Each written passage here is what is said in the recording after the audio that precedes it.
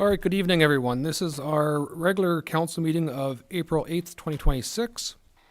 It is now 5:31 p.m. and I'll call the meeting to order and acknowledge that all members of council are present. I will now state the township land acknowledgement. The township of Adjala-Tosorontio is situated on the lands within Treaty 18, being the traditional territory of the Anishinaabe peoples, including the Ojibwe, the Odawa, and Potawatomi, including the Ojibwe, Odawa, and Potawatomi nations, collectively known as the Three Fires Confederacy. This land is home to many diverse First Nations, Inuit, and Métis peoples. We acknowledge Indigenous peoples as stewards of the land, and we honor their resilience as well as their culture and of our shared respect for the lands, plants, animals, and waterways which sustains us all. We recognize the injustices against Indigenous peoples and are mindful that the decisions of government impact our shared land and all the inhabitants. We commit to reconciliation as a journey, to foster Indigenous cultural awareness and educational opportunities, to establish respectful and healthy relations with Indigenous peoples, continue to steward the land and its inhabitants, and to cultivate an inclusive community for all. Our first order of business tonight is closed session, and there is a recommendation that we proceed in camera pursuant to Section 239(2) of the Municipal Act 2001. The Council of the Township of Adjala-Tosorontio convened in closed session at 5:33 p.m. to address the following item. Confidential Staff Report, CLK 2026, 7, litigation or potential litigation, including matters before administrative tribunals affecting the municipality or local board, and advice that is subject to solicitor-client privilege, including communications necessary for that purpose. And the reason for going in camera is the 2026 spring legal update. Any questions on that item? Do you have a mover for that recommendation? Councillor Simpson, second by Councillor O'Leary. All those in favor? And that is carried.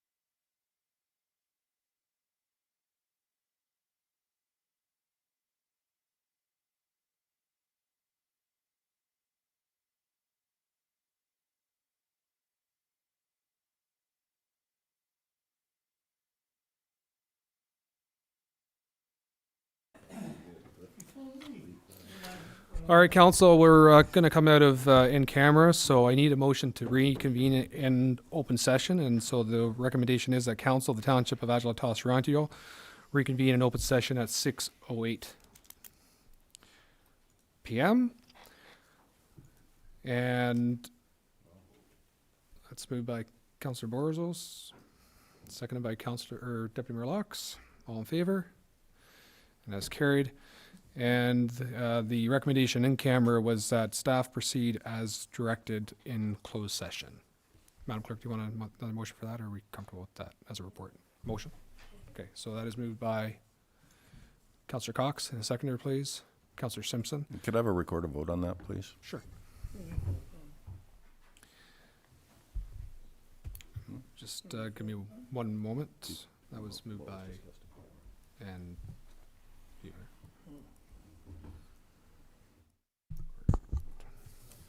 Councillor Meadows, in favor or against? I abstain. Councillor Borzos, in favor or against? In favor. Councillor Cox, in favor or against? In favor. Councillor O'Leary, in favor or against? In favor. Councillor Simpson, in favor or against? In favor. Deputy Mayor Laux, in favor or against? In favor. And Mayor Anderson, in favor or against? in favor.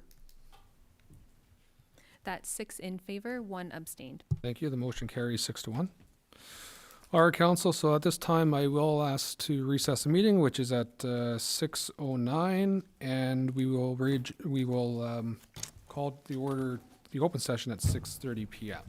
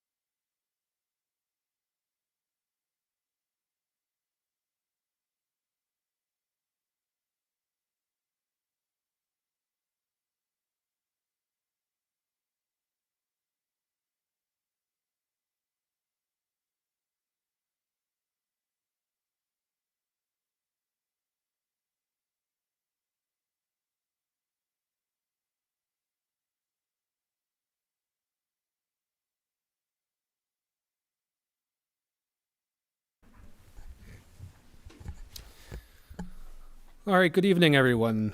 Just a reminder, this is our regular council meeting of April the 8th. Council did meet in camera at 5:30 to discuss the spring legal update. And it is now 6:30 p.m., so I'll reconvene the meeting.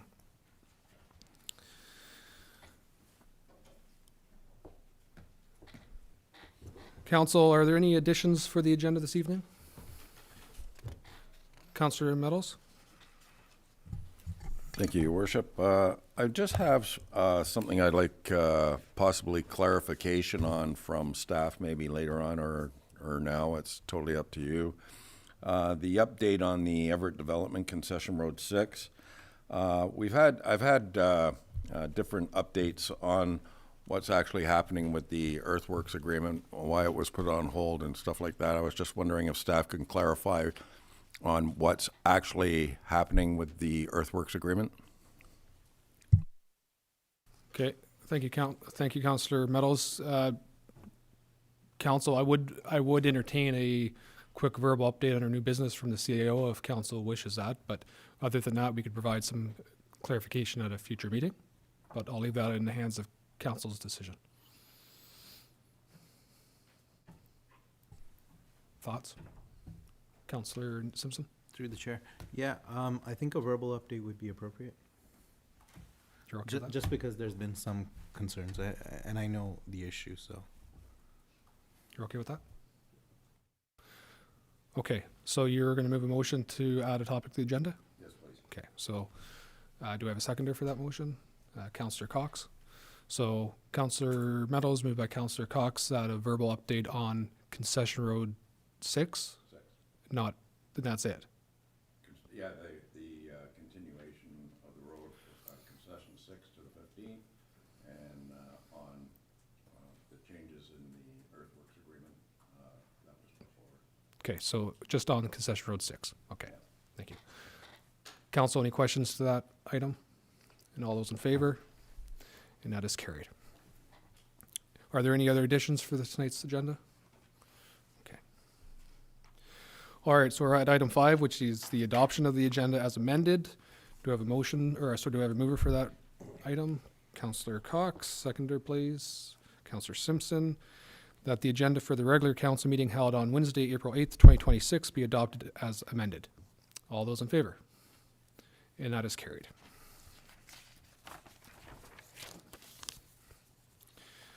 Item 6 is disclosure of pecuniary interest. Are there any disclosures at the present time? Seeing none, if you do find yourself in that situation at a later time in the meeting, please declare then. Item 7, adoption of the minutes. Are there any questions with regards to the minutes of March 4th or March 11th? Seeing none, the recommendation is that the minutes of the special council meeting held on Wednesday, March 4, 2026 be adopted as presented, and that the minutes of the regular council meeting held on March 11th, 2026 be adopted as presented. Mover, please. Deputy Mayor Locks. Seconder, please. Councillor O'Leary. All those in favor? And that is carried. Okay, so we're on item 8, which is presentations. We have 3 presentations this evening with regards to the 2025 year in review. So first up is a presentation from Brent Anderchuk, Director of Finance and Treasurer, regarding the Finance Department. Mr. Anderchuk. Thank you, Your Worship. I'm here to present Finance's 2025 year in review. I would like to start off with, next slide, please. I'd just like to highlight a major accomplishment for the township and staff was the completion of our 2026 budget. It was the earliest adoption of the budget in this term of council. It was completed on December 4th of 2025. It was very fiscal responsible. The early adoption allowed for early tendering and would help to reduce costs. I'd like to add this budget was had a tax increase of only 2.5% increase, and it is the lowest in this term of council. Furthermore, next slide, please. Our municipal tax increase was probably the lowest in the entire Simcoe County. as you can see from this slide, just comparing some of our neighboring municipalities. I'd like to say this was a great accomplishment, both completing the budget this early and a very responsible tax increase. That low tax increase, was due to a lot of growth that's been happening in the community and specifically in Colgan. And I'd like to say the asks in the operating budget and the requests from the departments, I think, was very, very responsible and helped resulted in this very low tax increase for the township. Next slide, please. And I'd like to highlight our water meter replacement program. The water meter replacement program is actually managed by the finance department. We don't have any water staff, so finance oversees the water replacement program, which is a multi-year program, capital program for the township. Next slide, please. So the water meter project for 2025, we replaced 145 water meters and MXUs, or water reading devices. By having these water reading devices allows for drive-by meter reading, which will save time and I might say money as well. This year, we'll be focusing on the Everett area or the north. Staff is continuing to work with our contractor and residents to replace the older Neptune meters that are not compatible with the township's census meter reading technology. And the ultimate goal is to have the entire township on the drive-by meter reading by 2028. And next slide, please. So some of the other highlights of the finance department include we completed over 104 tax certificates.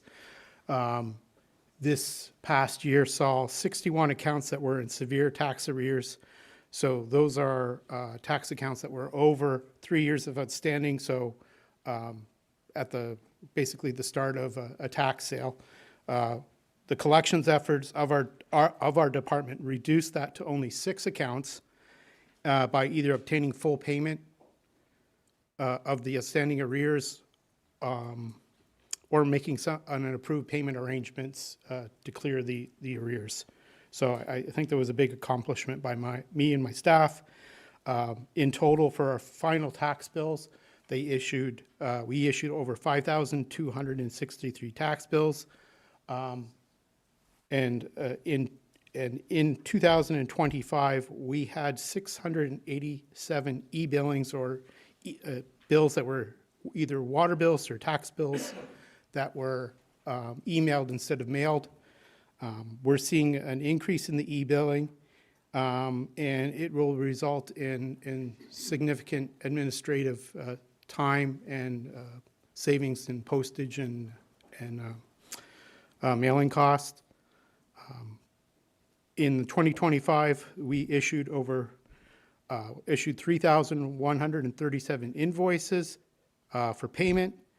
This resulted in 277 checks being printed. Finance has commenced increase in electronic funds transfer for payments. And this is going to result in both operational efficiency and cost savings, because we'll no longer be printing checks, we'll no longer be signing checks or mailing out checks for payments. Vendors will receive payments more promptly, and there won't be any issues of checks not being delivered or getting missed in the mail. So we're working on increasing that for 2026. Next slide, please. I'd like to add that our 2025 audit, which was completed in 2025, resulted in again, another clean audit opinion. So kudos to my staff. And in 2025, we came out with a recreational reimbursement policy that was created and approved by council. So that built on we just had a council resolution. So now there's a firm policy in place in black and white And part of that was a need to adjust it because in New Tech, the non-residential charge to residents increased by 20 to 30%. So there was a need to come out with that policy. And that's it. Any questions? Great, thank you, Mr. Anderchuk. I do have a couple questions, so you're not going to get off that easy. First of all, the first question I have is with the arrears cleared. We had a huge, I wouldn't say huge, there was a substantial number of arrears on our audited financial statements last year. So will this see quite a bit of a reduction, or would that just be a continuation because of year over year? The outstanding taxes will be going out. The severe accounts have been taken care of. Finance has noticed this. Our auditor has noticed this. We've already discussed updating our tax collection policy. So currently the tax collection policy says we don't start the tax sale process until after 3 years of arrears. We are intending to update the policy for 2 years, and that is in line with the legislation. So it's a twofold benefit. We'll be pursuing outstanding accounts earlier, and I think from a homeowner benefit, before they dig themselves too deep a hole, we're already starting the process. So, and as you see in the results, normally when we start the collection process, that gets their attention. So that's the intention of the finance Okay, department. thank you. And the other was just, again, a thank you to yourself and your department, and I know Joanne for the water meter for sure, because that does, it's just like the hydro meters that were installed, you know, we need to make sure that the water is accurately being accounted for, and the new meters do that. So I do appreciate the work that your team is putting into that, and for Public Works support as well. Questions or comments from others? Councillor Simpson? Thank you, through the chair. I'm noticing here the final tax bills, that's 5,263. And that we have 687, is it 687 of the 5,263 that are now being e-billed? Well, the e-bills is a combination of both tax and water Right, accounts. right.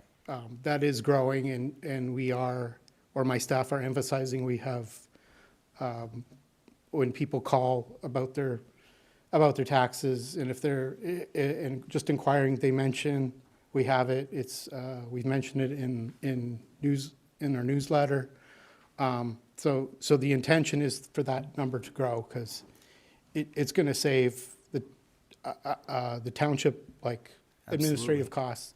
And to me, the benefit as a homeowner, you're getting your tax bill sooner, it's not being lost in the mail. Yeah.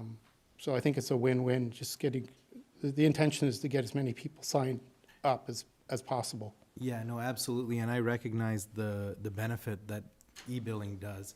I'm just trying to kind of understand, are we at like 15%?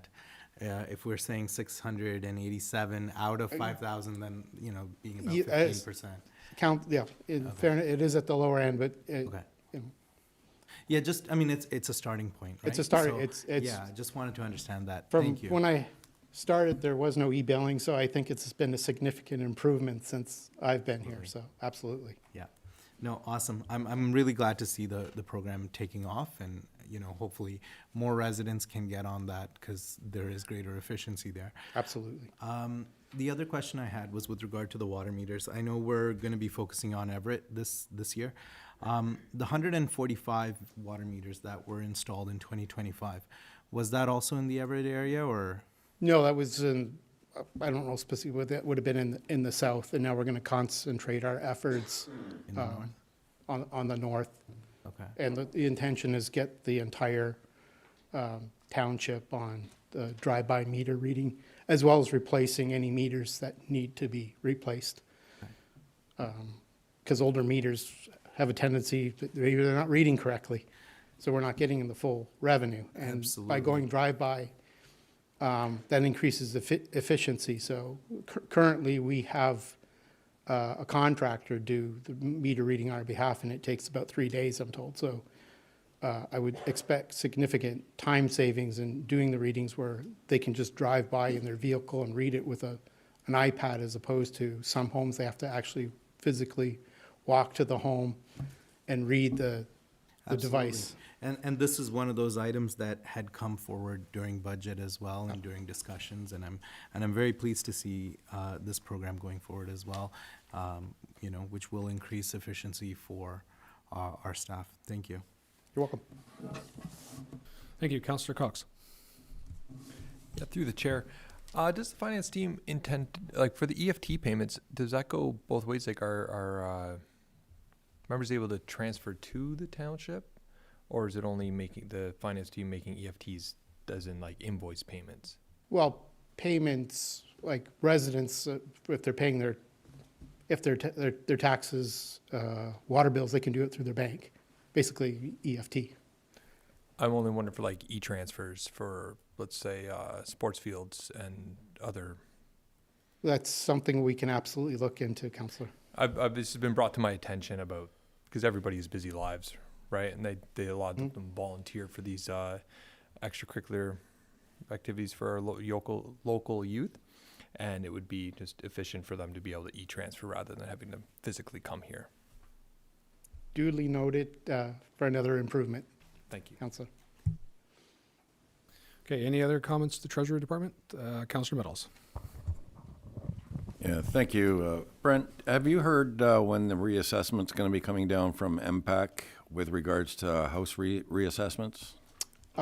Based on my last meeting with our MPAC rep, they could not provide me with a date because that's going to be decided by the province. So I haven't been, or MPAC has not informed us of any date as of yet. Okay, because it kind of concerns me. We haven't had an update, housing update in over 6 years, I believe it is. And has it been 10 years? So 10 years, and when that reassessment comes, it's going to hit our pocketbooks real bad, I think. And I'm just curious on when that's coming down. Well, again, as I said, we have not been informed through MPAC, through our meetings with them, when the next reassessment will happen. But I'd like to add, any reassessment it won't result in an overall increase in taxes. It's going to result in a redistribution of taxes. It's going to be relative. It'll be relative to property. So if you're a simple example, if there's 100 homes and they're all assessed at one value, and 10 homes could go down and 10 homes go up in assessed value more than others, it'll be a redistribution. So as a township, we're not going to collect any more in taxes. You'll just see a redistribution of some paying a little bit more and some paying less. So very simply put, if your assessment for tax purposes doubles, your taxes will not double. It'll be relative to all the other homeowners. And I fully intend to have something out once the announcement is made. MPAC will have information to kind of better explain that to the average person, so they understand that just because their assessment went from $500,000 to $1 million doesn't mean their taxes doubled. That's absolutely not the case. Yes, sir. Yeah, I've never heard of taxes going down. So Well, They would on a reassessment if your house value goes down. let me put it this way.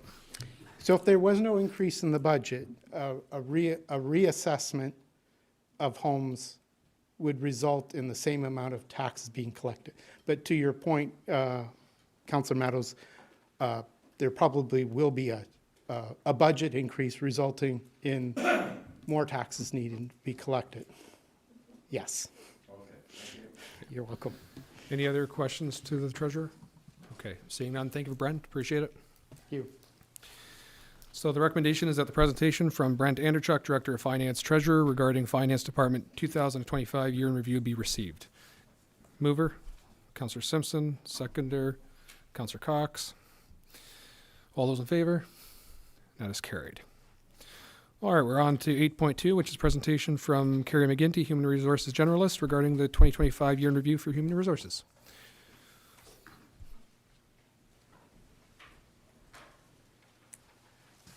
Good evening, Mayor and members of Council. My name is Carrie McGinty, Human Resources Generalist for the Township.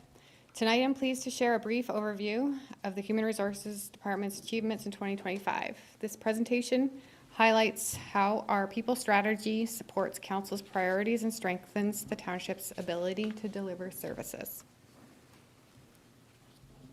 HR's work is grounded in a people-first approach, recognizing that strong public services begin with a strong workforce. Recruitment and retention are core pillars of Council's strategic plan, and HR plays a central role in delivering on those commitments. In response to growth and increasingly complex service demands, we focused last year on building organizational capacity. Several strategically important new roles were added, including Engineering and Development Manager, Records Coordinator, and a Bylaw Administrative Assistant.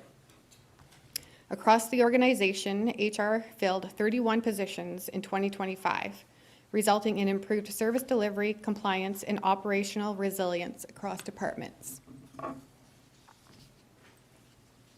Fire services recruitment and training was a success story in 2025. Fire recruitment open houses attracted 24 attendees in 2024, 16 attendees in 2025, helping to raise awareness of volunteer opportunities and build ongoing interest in the program. The fall 2025 recruitment intake exceeded levels from previous years. We achieved 100% retention from fall 2024 recruitment class. Station 2 strengthened response capacity by onboarding 2 NFPA certified firefighters and 1 experienced rehire. Leadership continuity was also supported through internal promotions to assistant station chief roles. Next slide. Maintaining competitive and fair compensation is essential in today's labor market. Staff salaries were adjusted as of January 2025 to align with the 65th percentile of the market, based on the Township's earlier compensation review. These adjustments help protect against recruitment challenges and retain organizational knowledge. HR also completed the Township's first comprehensive benefits review in over 10 years. Enhancements were taken from staff feedback and external benchmarking, ensuring fiscal responsibility while addressing modern workforce expectations. Culture and retention remain key indicators of organizational health. In 2025, the Township experienced notable reduction in staff and firefighter turnover compared to previous years. HR had the privilege of recognizing employee milestones. These achievements matter because they reflect a workplace where people choose to stay, grow, and build careers serving the Township. In closing, 2025 was a year of progress, stability, and modernization for HR. HR remains committed to supporting Council, leadership, and staff as we continue building a strong, resilient organization. Any questions? Great, thank you very much for the presentation. And first of all, I just want to thank you and your department for your hard work and making sure that HR runs smoothly and that we are able to hire the right employees for the right positions. So I do appreciate that. Questions from Council? Councilor Meadows. Yeah, I know you've been real busy, and I appreciate all the work you do. How many consultants do we have working in your department right at the moment? We have 2. We have Peninsula and Warden Upgrove. Sorry? Peninsula And Warden Upgrove. what are their roles?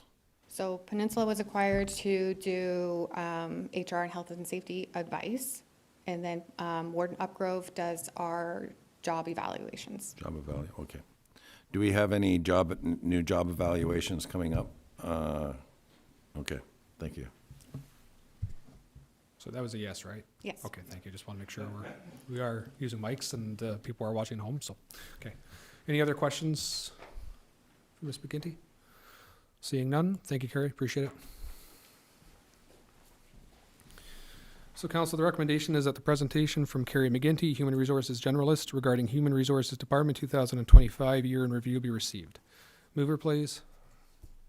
Councillor O'Leary, second by Councillor Borzos. All those in favor? And that is carried. All right, 8.3 is a presentation from our clerk, Robin Reed, with regards to the Corporate Services Department in 2025. Ms. Reed. Thank you, Your Worship, and good evening, council, staff, and members of the public. It's my pleasure today to present the Corporate Services 2025 year in review. It's not often that I get to stand in front of council as the Director of Corporate Services and not just the Clerk of the Township when in the chamber. Next slide, please. Corporate services, I really consider as a support hub for the township. We support the functions of all the other departments, and we're comprised of 4 main divisions, being the Office of the Clerk, Communication, IT Services, and Customer Service. Next slide, please. Each year, the department sets goals that are established and aligned with the township's strategic plan. And these goals are the underlying focus of all the works that are completed within the year. Next slide, please. One of the biggest roles of the Office of the Clerk is to support the governance of council. And while this slide highlights the significant accomplishments of council in 2025, it also demonstrates the work that goes in behind the scenes by the clerk's office. So while we did spend 80 hours in council meetings in 2025, a lot more time than that went into the preparation of staff reports, agendas, and the reporting out process that happens to support the council meetings by myself and the deputy clerk. Next slide, please. So in addition to supporting meetings of council and the overall governance of the township, the clerk's office also performs a number of statutory and legislative roles, kind of in behind the scenes. And so this includes records management and the processing of FOI requests on behalf of the township. It includes vital statistics, acting as the divisional register, acting as commissioner of oaths, managing and coordinating the municipal elections, and also performing civil ceremonies. And last year we had the honor of performing 5 civil ceremonies here. Some of them we actually got to use the gazebo for. And with the help of comms, we're hoping to do a few more this year. It's one of the best parts of the job that we get to do. Next slide, please.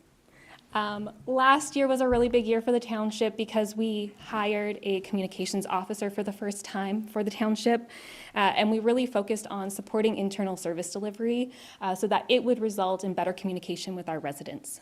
So our communications officer hit the ground running and established a number of policies for the township, which acts as the framework for our communications.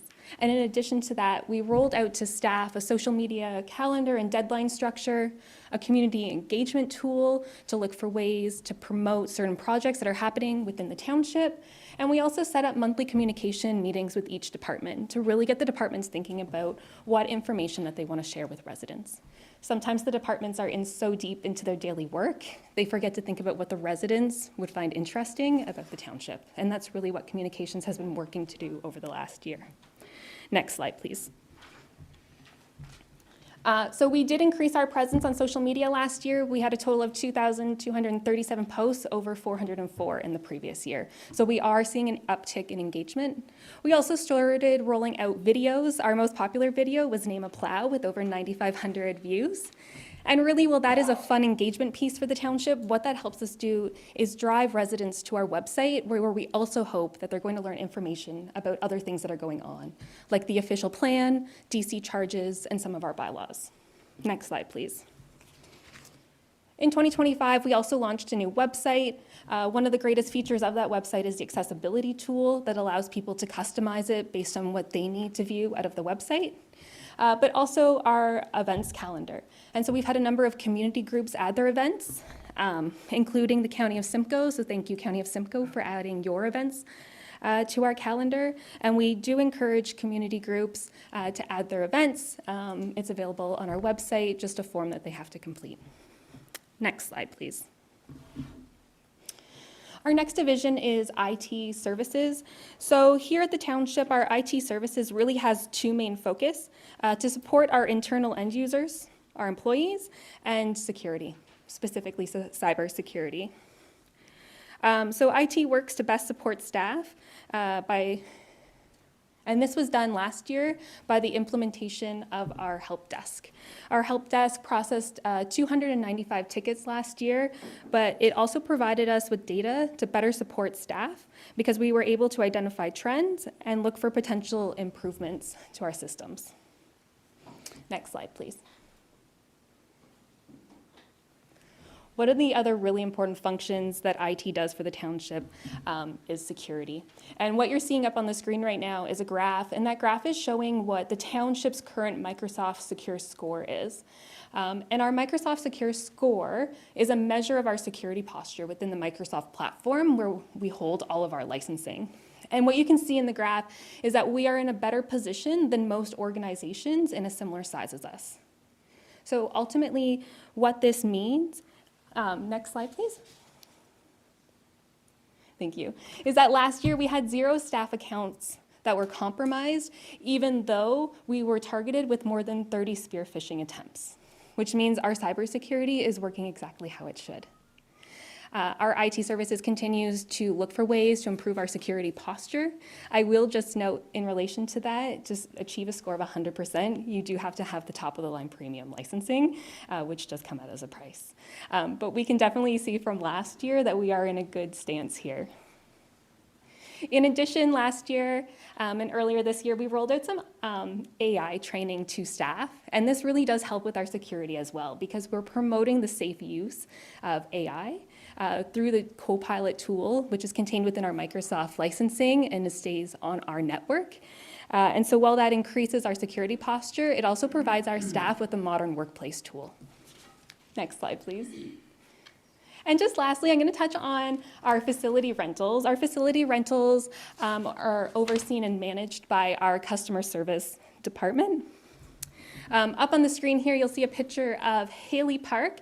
Haley Park in one of the ball diamonds in Everett last year, we saw the installation of red clay, which is just an enhancement of our services that we provide to our residents. And so last year, one of the things that we did for our facility rentals was a review of the way that we were processing facility rentals, which resulted in the sports field allocation policy, which came to council, which helps to ensure that our current user groups have their field time for league play protected, as we also make space to welcome new user groups into the township. One of the great trends that we're seeing in these numbers is that we had 58 public room rentals last year, and some of these were weekday rentals, and we're seeing a return to some of our pre-COVID weekday rentals of community groups in the public room, which is really great to see as we kind of recover from that still. So that is great. And I will just note that we did collect total fees of just over $15,000 from all of our facility rentals last year. And that is an overview of corporate services in 2025. Happy to take any questions. Thank you, Ms. Reid. Appreciate that. And again, my thanks to your department, and most of them are here tonight. So again, good work to you all. I do have a couple questions, and just generally on communications. First question is, I know we have YouTube capability and things like that, but is there a process of actually embedding videos into our website so that there's a direct link to when you go to the website, you can just watch a video? Do we have that capability, or do you know? Thank you, Your Worship, for the question. Are you speaking about the video that we put out about like how the taxes work or how to save water? Yes. Yes. Yeah, I can definitely look into that with our website developer to see if we're able to work towards that integration. Okay. And then the second point, I know we've passed communications policies and things like that, but I'm just looking at the numbers. So we had over 2,000 posts versus 404 the previous year. But the impressions haven't increased totally to that number of how that would work. So when I go on Facebook and other social media accounts, there's not a whole lot of reaction to certain posts.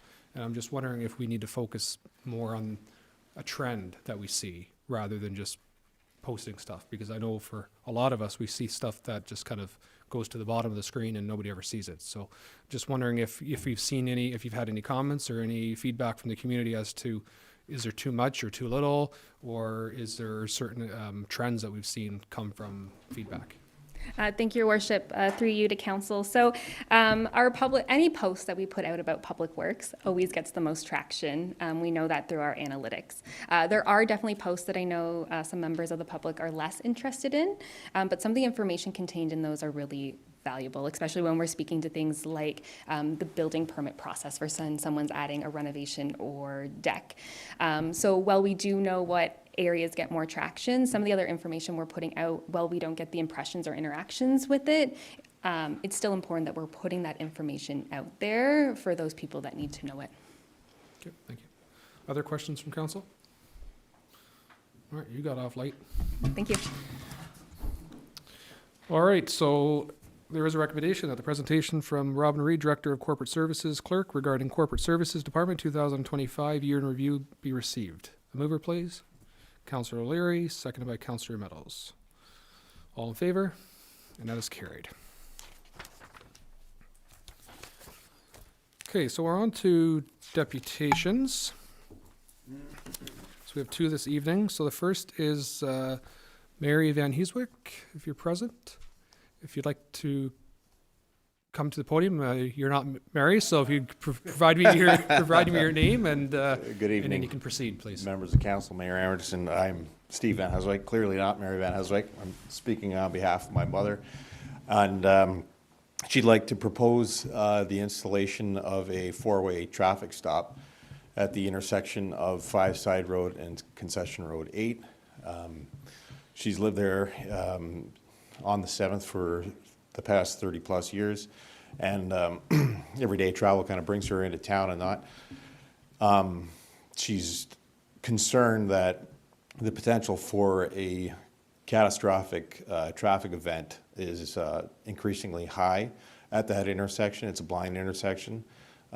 There's many factors that are leading to that as well now with the new resurfacing of Concession Road 8 being paved now, so vehicular traffic is traveling at greater speeds. And it is, I don't know if you're familiar with that intersection or not, but it is blind on 3 of the 4 corners. So, yeah, it's like you to consider the installation of a four-way stop there. Okay, thank you. Thank you. If you just stay for a moment and we'll see if there's any questions, but I'll just start by saying that when we get any requests generally from the community for deputation requests for these types of matters, we normally refer it to staff so that they can look at it and make sure that we're making the right judgment. So that's probably what's going to happen, but I'll ask council if there's any questions through to you, and then we'll go from there. Sure. So Councillor Simpson. Thank you, through the chair. Steve, thank you for the deputation. Mary, I want to thank your mom as well for bringing this deputation forward. I think it's a very good idea. I've seen it, and your deputation specifically speaks to concession 7 and concession 8 at Five Side Road, correct? Well, concession 8, but to be consistent, there are many concessions. There's an inconsistency along Side Road 5 from the town line to the town line of New Tecumseh and the town line of Mono. Some are four-way stops, some are not. So there's an inconsistency there which leads to confusion and potential error when approaching or traveling through these intersections, right? There is, and I live on Five Side Road. Okay. So Yeah. I'm very familiar with the issue. I used to drive it daily. Right, right. The two concessions, concession 7 and concession 8, are east of County Road 50. Correct. Leading to the town line. Correct. And so I think it would be appropriate to put four-way stop signs at both locations. You're not the only one who's asked for it. This is something that many residents have approached me about. Another concern that's been brought to my attention is that the speed limit on that stretch also is a little bit faster than it is in other areas of the township. On which, on Five Side On Road or? 8. On 8th concession, On 8, yeah. correct. Yeah. And so I think this is a serious issue. In the past, and what had been happening and what I had tried to do was to make sure that we had a transportation master plan. That study has not yet happened. these issues were to be captured as part of that. My hope is that we can refer at this time to staff to review both intersections and the speed limit to be reviewed, and I'd like to put that forward if everyone's in favor of that. Thank you. Thank you. Thank you. Councillor Cox? Yeah, through the chair, I also concur. Looks like those intersections, you have to go significantly past the stop sign before you're actually able to see the road. Correct. So I think you bring up a very valid point, and as Councillor Simpson said, thank you, and hopefully we're able to move forward with this deputation. Thank you. Are there any other questions? Councillor Meadows? Yeah, I totally agree with the statements of both councillors prior to me speaking here.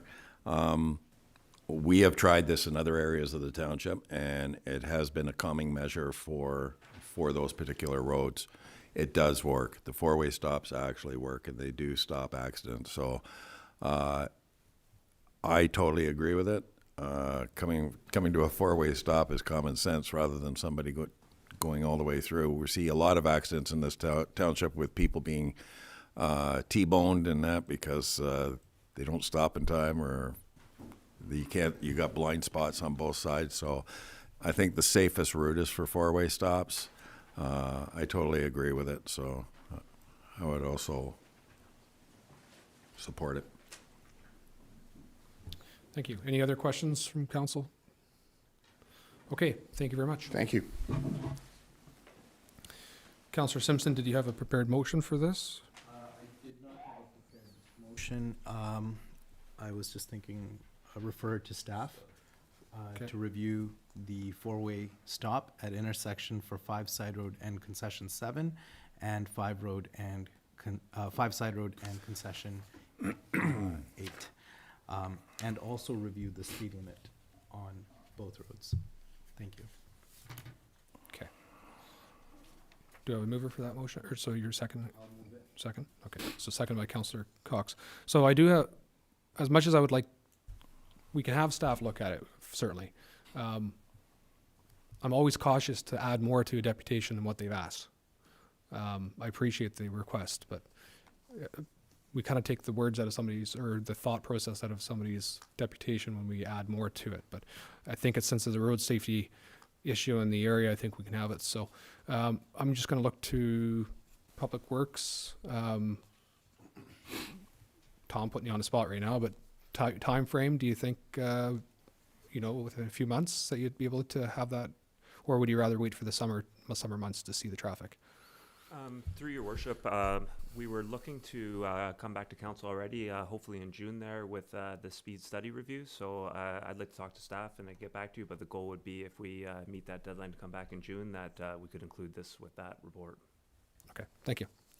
All right, so the motion is moved by Councillor Simpson, second by Councillor Cox. Any other comments or questions? Councillor Meadows?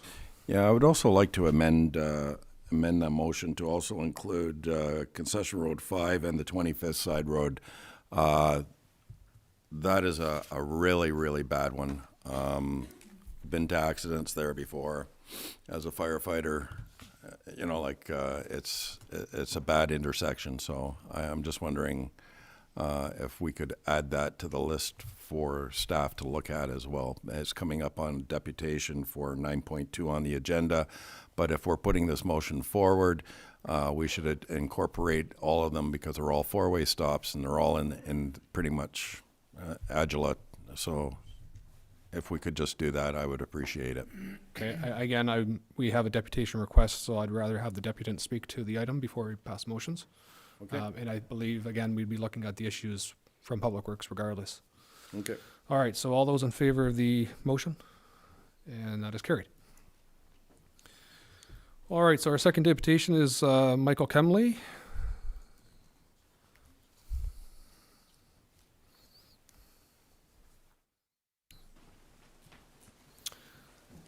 Thank you and welcome, and you may proceed when ready. Thanks. My name is Marina, and I'm going to be reading our letter today. So, hello, Mayor and members of Council. We are here to request the installation of a four-way stop at Concession Road 5 and 25 Side Road, Adjala, as a measure to improve safety and prevent accidents in our community. This matter is of personal significance for us as it is the scene of a collision that resulted in a traumatic loss for our family on March 7th, 2023. Mike is a frequent traveler of this intersection during his daily work commute. This intersection has become increasingly busy, and there have been ongoing concerns regarding speeding, limited visibility, and difficulty for drivers to navigate safely. These conditions create a heightened risk of collisions and near misses, as it was already mentioned. We've actually also have a photograph, a physical photograph that we've shared, if you can pass it around if you would like to take a look. Specifically, it's the obstruction in the visibility piece. Introducing a four-way stop would help regulate traffic flow, reduce vehicle speeds, and provide clear right-of-way guidance for all road users. Most importantly, it would contribute to a safer environment for families, children, and residents who rely on this route daily. We kindly ask the council review this location and consider conducting a safety assessment to determine the feasibility of installing a four-way stop. Proactive measures such as this can make a meaningful difference in preventing accidents and enhancing safety for our community. Thank you for taking the time to listen to us today. Great, thank you very much for coming in and presenting that. And I'll just go around and see if there's any questions from council as well. Councillor Cox? Just through the chair, my deepest condolences if you had an accident there, sincerely. Okay, and hopefully we're able to support you. Thank you. Thank you. Other questions or comments from council? Okay, thank you very much, appreciate it. Thanks.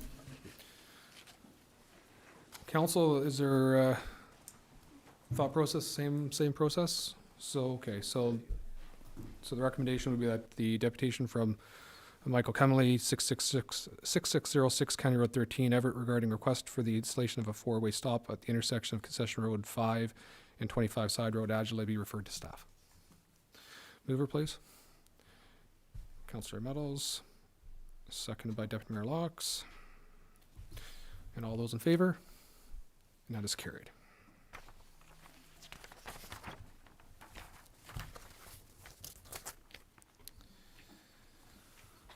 Okay, we're on to item 10, which is public meetings. So our first meeting is with regards to the proposed draft official plan.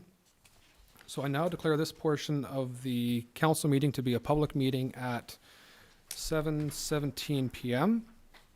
And we will first start with a presentation from Greg Merrick, our Manager of Planning Services. Greg? Thank you, Mayor. Good evening, everyone.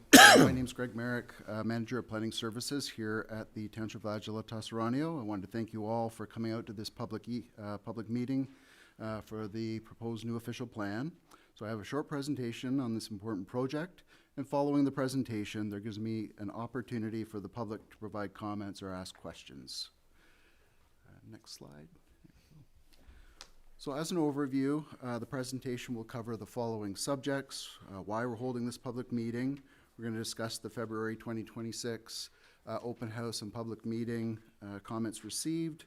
We're going to go over the text revisions that are included in the March 2026 draft of the new official plan.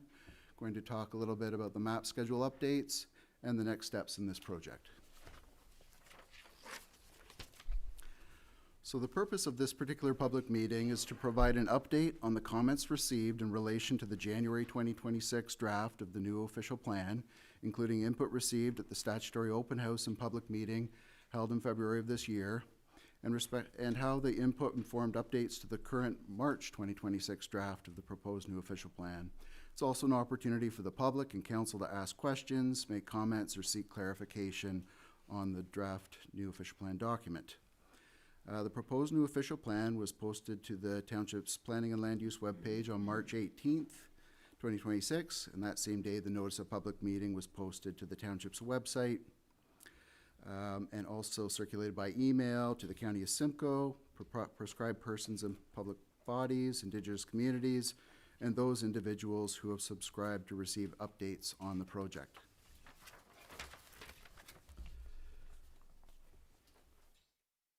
So with respect to the comments received in February, Prior to and following the public engagement opportunities, comments were received from the County of Simcoe, the Public School Board, the Catholic School Board, the Town of New Tecumseh, the Toronto and Region Conservation Authority, and Bridge Gas, planning consultants on behalf of the development community and private landowners and the public. Comments received generally related to the following subjects: sewage and water services infrastructure and policies, the Greenlands overlay mapping and policies, the rural designation and consent policies, employment lands permissions, including two-zone floodplain policies, requests to redesignate agricultural lands, additional residential unit policies, the definition of affordable housing, neighborhood design and school sites, source water protection policies and mapping, development charges and community benefit charges, holding provisions, financial securities and financial impact analysis, natural hazards mapping, mineral agri operations and site rehabilitation, broadband and internet services, settlement area boundary expansions, and the settlement area histories. So as an overview, we have 13 proposed land use designations and one overlay, being the Greenlands overlay. Those are for areas outside of the Oak Ridges Marine Conservation Plan area. And within the Oak Ridges Marine Conservation Plan area, we have 4 designations, being the natural core area, natural linkage area, countryside area, and rural settlement. So the new official plan has 23 schedules in total. We've created a new municipal structure schedule. We have Schedules A and Schedules B, which is the land use plans showing the designations inside and outside of the 7 settlement areas. We have 3 schedules dedicated to natural heritage system, a natural hazard schedule, source water protection schedules looking at wellhead protection areas, significant groundwater recharge areas, and highly vulnerable aquifers, as well as a mineral aggregate resources schedule and 2 transportation system schedules. So for the next 4 slides, I'm going to highlight the revisions that were included in the March 2026 draft of the new official plan. So starting with Section 2, it was revised to introduce the concept of identifying strategic growth areas within the urban settlement areas. Section 2.4, urban settlement areas, was revised to clarify that commercial buildings in the commercial designation or in a strategic growth area may incorporate an accessory residential use. Section 2.9, housing, was revised to more clearly align the language of the policy with the provincial policy statement, to identify the adequate supply and mix of housing options and densities is available at all times to contribute towards meeting the projected needs of current and future residents of the regional market area, with the township contributing to the regional market area a 15-year supply of land designated and available for residential development, redevelopment, and residential intensification, and endeavoring to maintain a minimum 3-year continuous supply of residential land suitably zoned and with servicing capacity in draft approved or registered plans.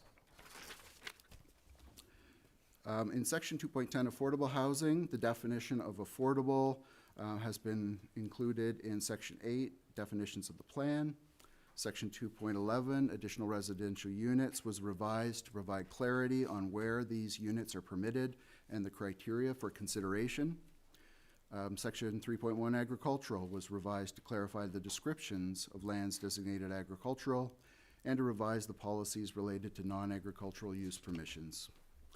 Section 3.2, rural, was revised to identify that all development and redevelopment within the rural designation is subject to the Greenlands overlay policies of the plan where the Greenlands overlay exists.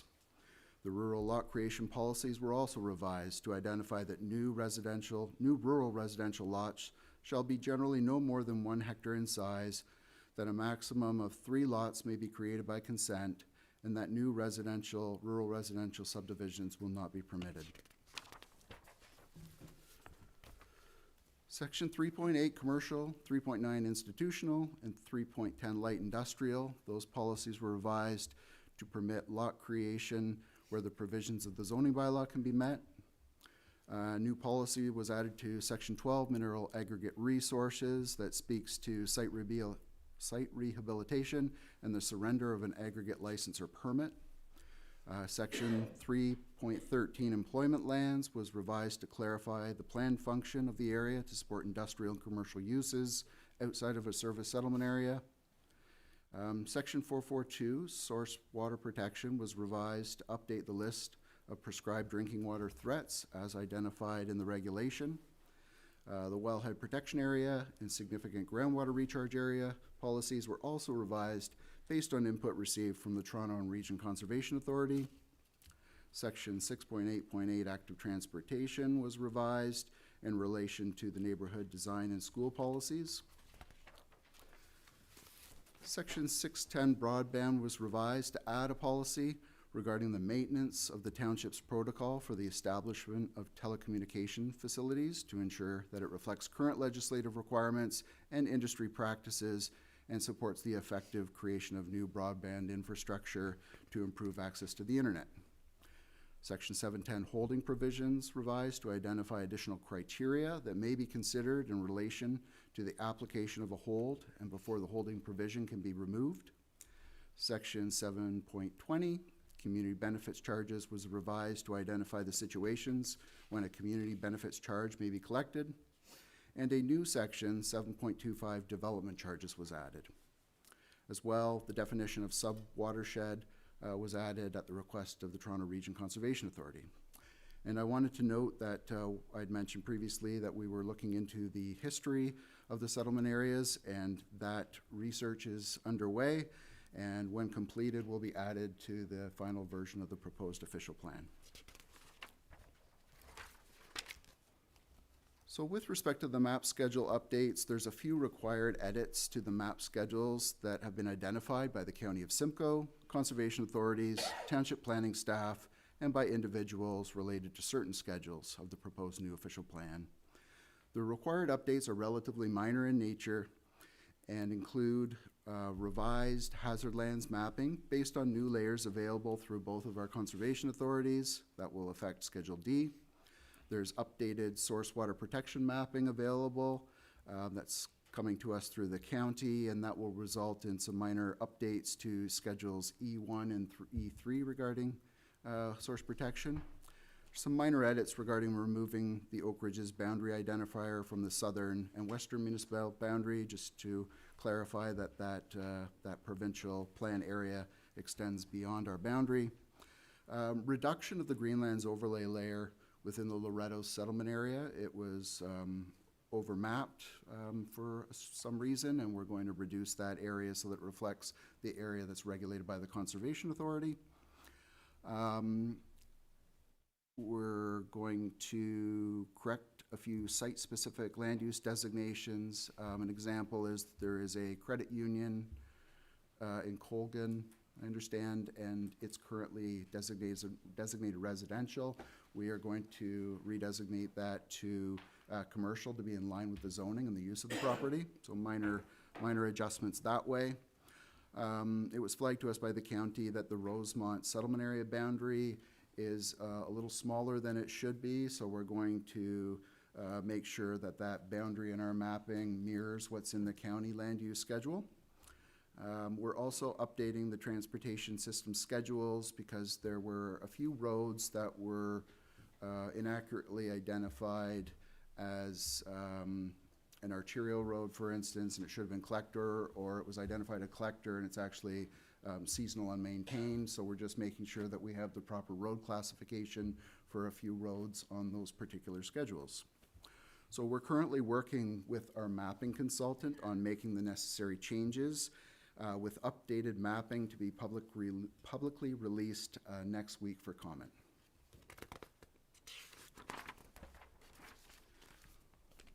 So with respect to next steps with this official plan review, we're going to be taking any feedback that was received in relation to this public meeting and the circulation of the March draft and incorporating any necessary changes to the document. Then we will be bringing a report to council recommending adoption of the finalized new official plan, and it's anticipated that this report will be presented to council at the regular meeting on May 13th, 2026. Wanted to note that the County of Simcoe is the approval authority for the township's adopted official plan. So following the adoption, we will prepare the necessary adoption package and record for the county's consideration. The county may approve the new official plan as adopted, or they may modify the plan and then approve as modified. Following the approval of the new official plan by the county, the township will commence amending its comprehensive zoning bylaw to bring that document into conformity with the new official plan, and this exercise must be completed within 3 years of the new official plan coming into effect. So thank you. This concludes this evening's presentation. Again, we want to thank you for attending the public meeting and look forward to hearing any feedback that you might have on the new official plan. A copy of the new official plan or current draft of the official plan is available on the township's website. If you have any questions or would like to submit comments on the new official plan, you can send an email to planning@adjtos.ca or mail or hand deliver your comments to the attention of the planning department at the municipal office, municipal center. Comments will be accepted up to the date of adoption of the new official plan by Township Council. So that concludes my presentation. Thank you. Thank you, Mr. Merrick. Appreciate that. So this is a public meeting, so any person may attend the public meeting and or make written or verbal representation either in support of or in opposition to the proposed draft official plan. Please note all names and addresses will become part of the public record and will be included within the minutes of council. Are there any persons here that wish to provide comment in support of or against the proposed draft official plan? Yes, sir. If you'd like to come to the podium, please.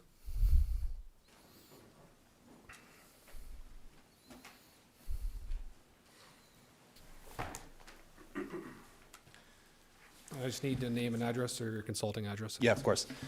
Just give me a moment to get this organized here.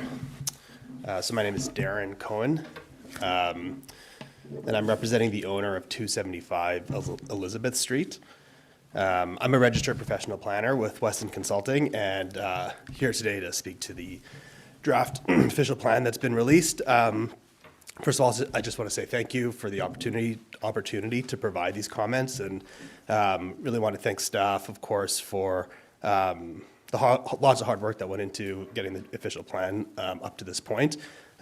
Generally, we're supportive of the official plan and the policies that are in it, but we have been participating and monitoring the review process for quite some time and have submitted comments actually as early as today. So hopefully you've had a chance to see that letter that we submitted. If not, happy to provide it for you following the meeting tonight. I'm just going to sort of touch on some of the key points that are in our letter, which are really just a few requests for your consideration and for staff's consideration.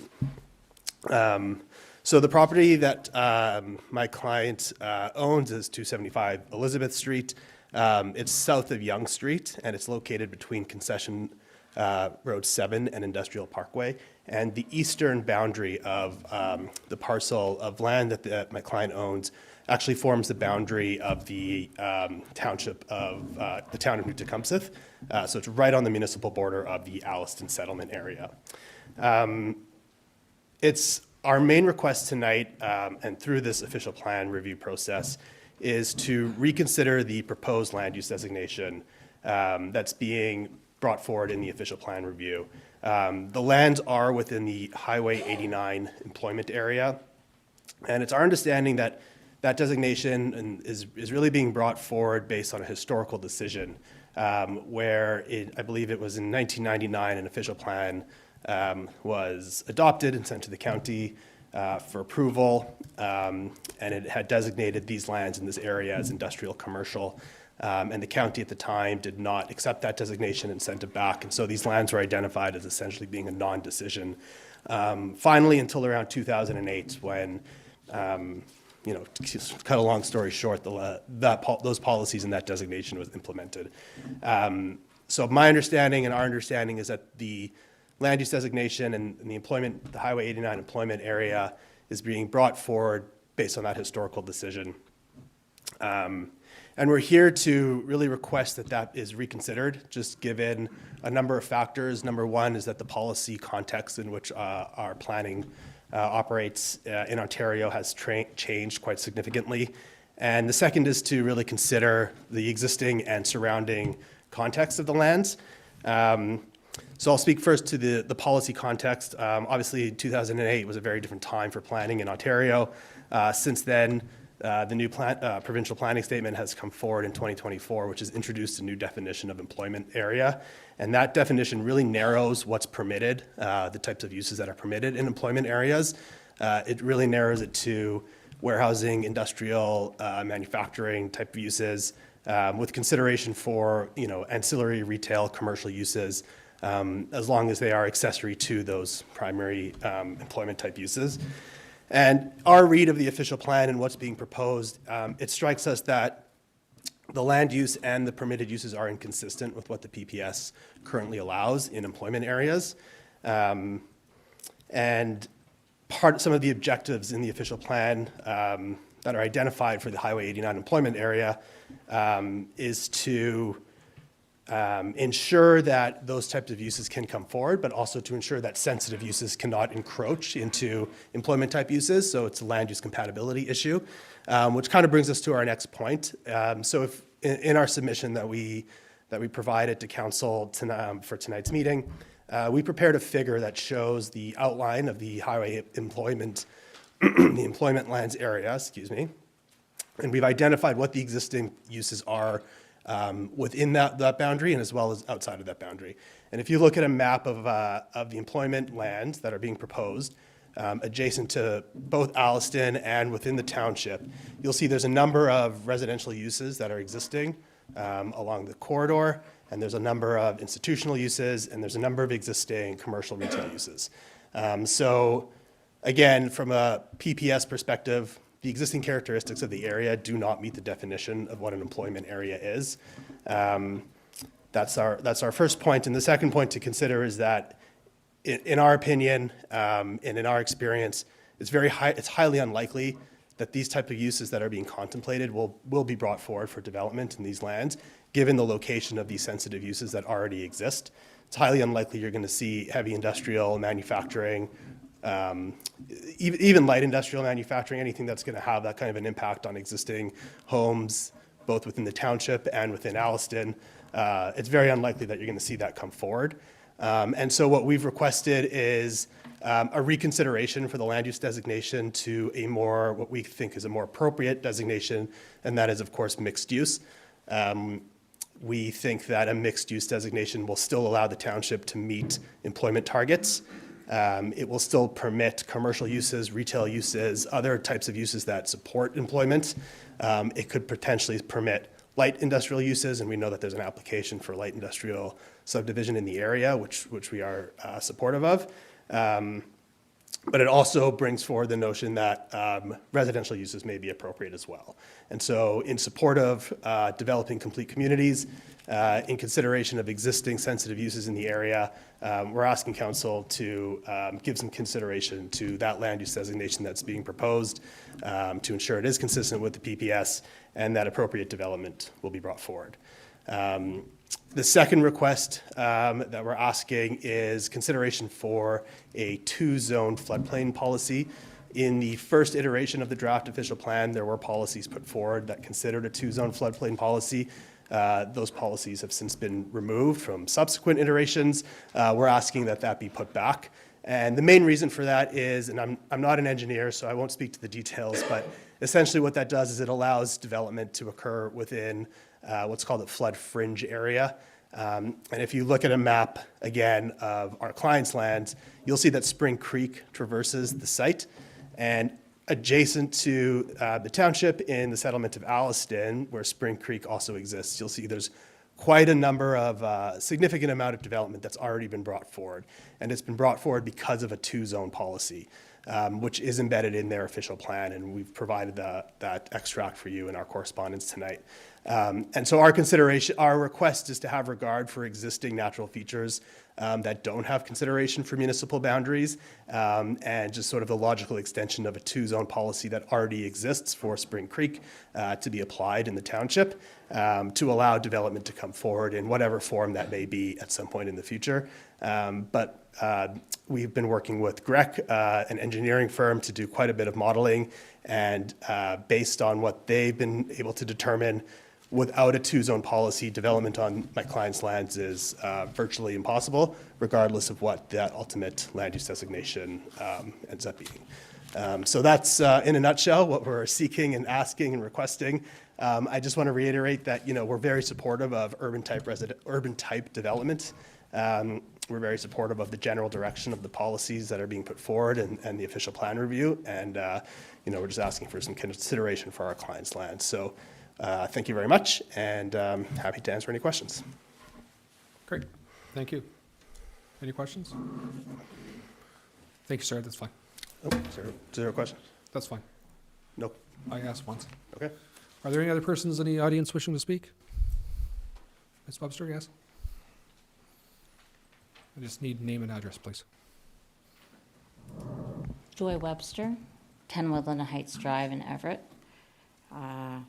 Previously, 71 Pine Park Boulevard, built from the ground up.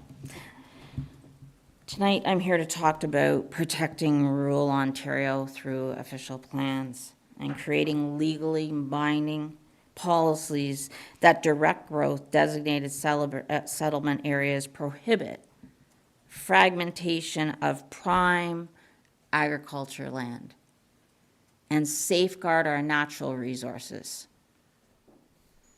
By strengthening land use policies, municipalities can prevent urban sprawl. Urban sprawl. I want that to sink in. We're a municipality of 12,000 people. That's it. You have 500 homes in Everett right now. And when you look at that map, if someone doesn't mind putting it up, it's pretty concerning. I'm going to tell you why. And forgive me for referencing my notes here. When you support, municipalities can prevent urban sprawls. You support agricultural businesses. You protect what's already here. You're not development driven, as you told me on the corner that you were your past 3 years. It's very unfortunate that we haven't had community meetings where we sit down and we draw on the people that are professionals in this community that could bring out community development and what resources we actually have here, and not just maps and owners. For example, the Everett Ownership Group in Everett. Still no walking clue of anybody has a clue of what's happening. I'm an Everett owner. Why can't I join? Let's get back to business. So the key strategies to protect rural Ontario areas in official plans are: establish strong settlement boundaries, focus development such as housing and commercial projects within existing towns, already on the maps, establish when development is called for in an official plan, not after. And I've been involved with an official plan. I'm very disappointed with this. Prevent agriculture fragmentation. Where do we sit right now with food securities globally? Nobody's bringing it up around this table, except for one gentleman about chickens, and that was a disaster. A disaster, a waste of staff's time, a waste of ratepayers' money. Protect natural heritage and water. You've touched on this with water, and with heritage, and I thank you. Include designated zones for forests, wetlands, and water recharge areas to maintain biodiversity and protect water quality. Preventing construction on essential environmental lands. Do we need to talk about muck? I don't think so. The whole province knows. Support rural economy and agriculturalism or tourism. What has been done on this term of council with regards to that? Sheldon Creek is already here. We could have so many opportunities if we invited in the University of Guelph, Fleming College. There are so many opportunities that have been passed by this term of council because we are not focusing on the developers? What's in it for the community? Yes, we are all Adjala-Tosorontio. We are the community. Maybe focus on the word resident rather than the municipality. It makes a difference in community development.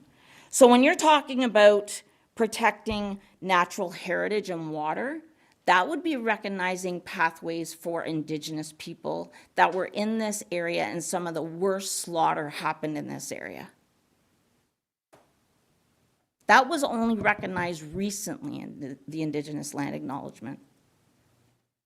So what are we doing? What action are we taking? One would be to recognize rivers that were pathways, which are recognized across the county and not in Adjala-Tosorontio, if we know what that word means.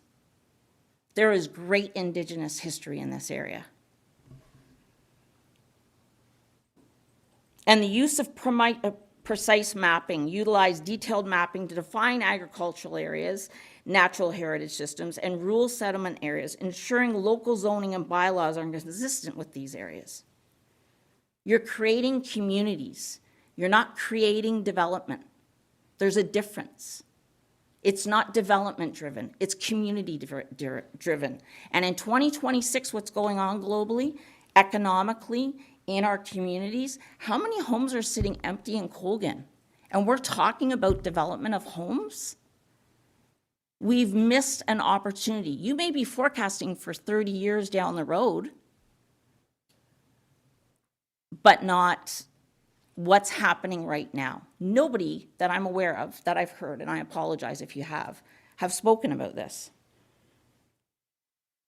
So an official plan acts as a blueprint for municipal decisions, and I thank you, because you're directed on how to create the blueprint. You're only given the tools to use to create what council asks for. You're directed by the leadership. So I'm going to give an example of an official plan that I worked on, sitting right there in that chair. The 6th was part of the official plan. Where has some of the muck gone that's on the 6th? We're not going to go there for the official plan, but I want people to think. We are an agricultural area. Agriculture may be wanting to sell their land for development, but what are you doing for agriculture? The other side of it is that what happened on the 6th, on the civic part of the road with 911, put our first responders, residents, and citizens at risk. You may think it didn't, it did. And some of you should know better than others. Thank you. Thank you. Are there any other persons in the audience wishing to speak tonight? Okay, seeing none. Madam Clerk, I'll go to you to see if there was any comments that were provided in writing for tonight's meeting. Thank you, Your Worship. Yes, the Township did receive a few comments regarding this evening's public meeting. The first one was from the Masonry Council of Ontario.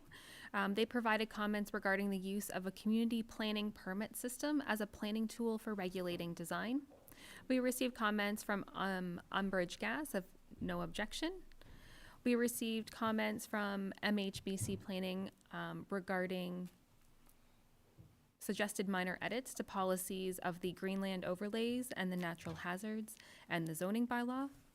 We received comments from Kristen and John Harris regarding revisions to policies that speak to when a plan of subdivision is required, and revisions to affordable housing policies of section 2.10.5 to clarify how financial incentives through the implementation of a community improvement plan could be applied to affordable housing.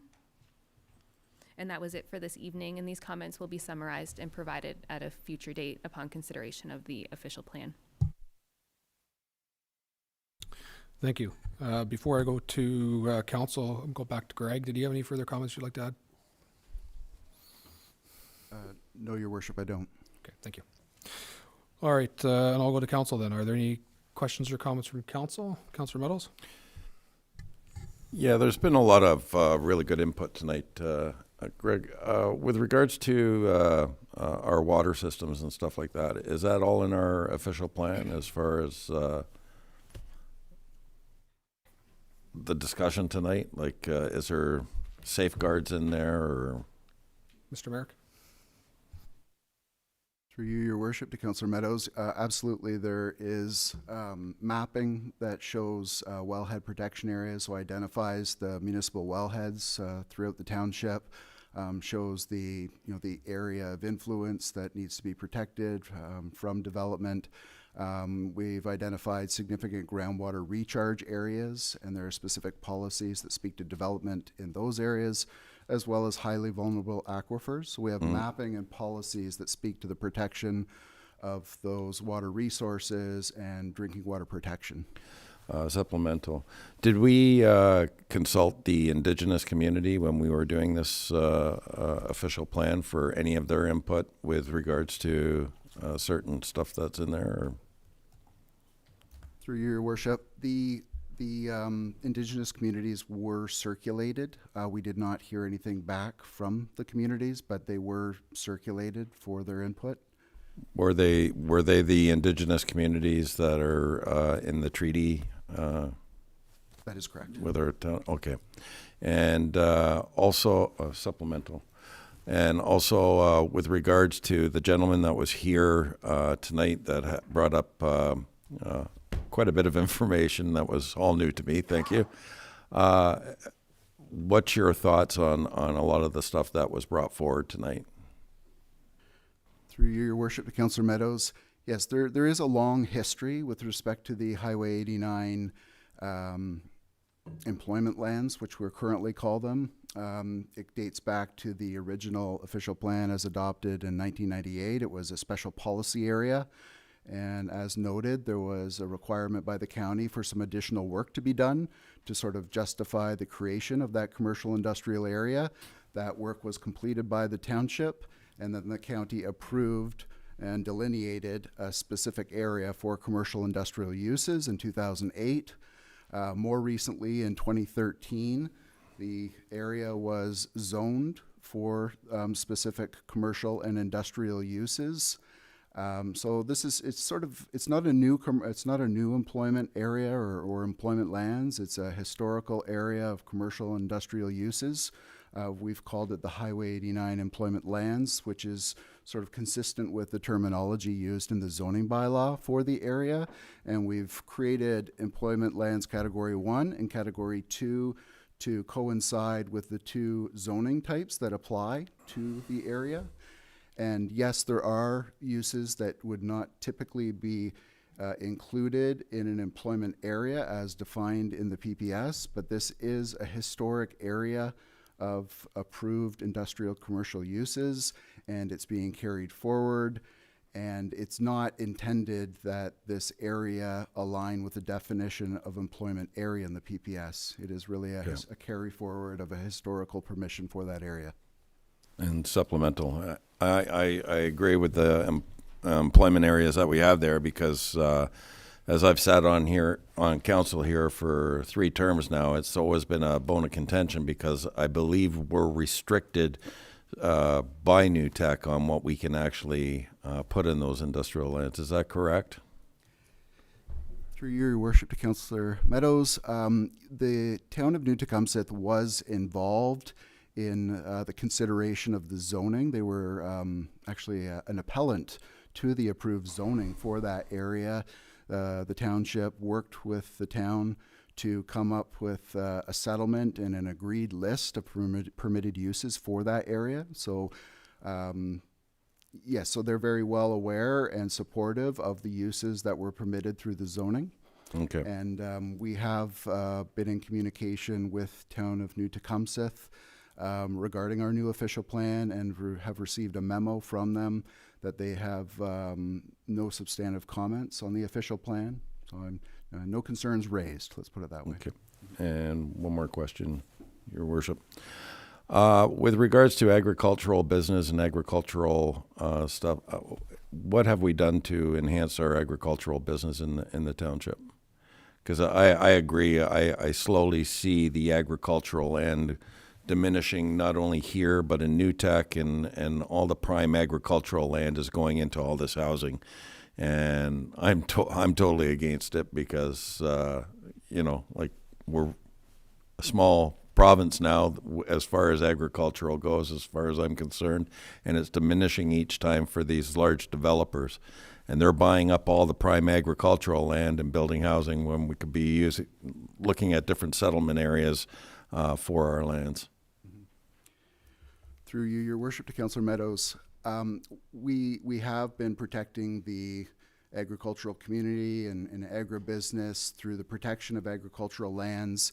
The official plan does not propose any conversion of agricultural lands to non-agricultural uses.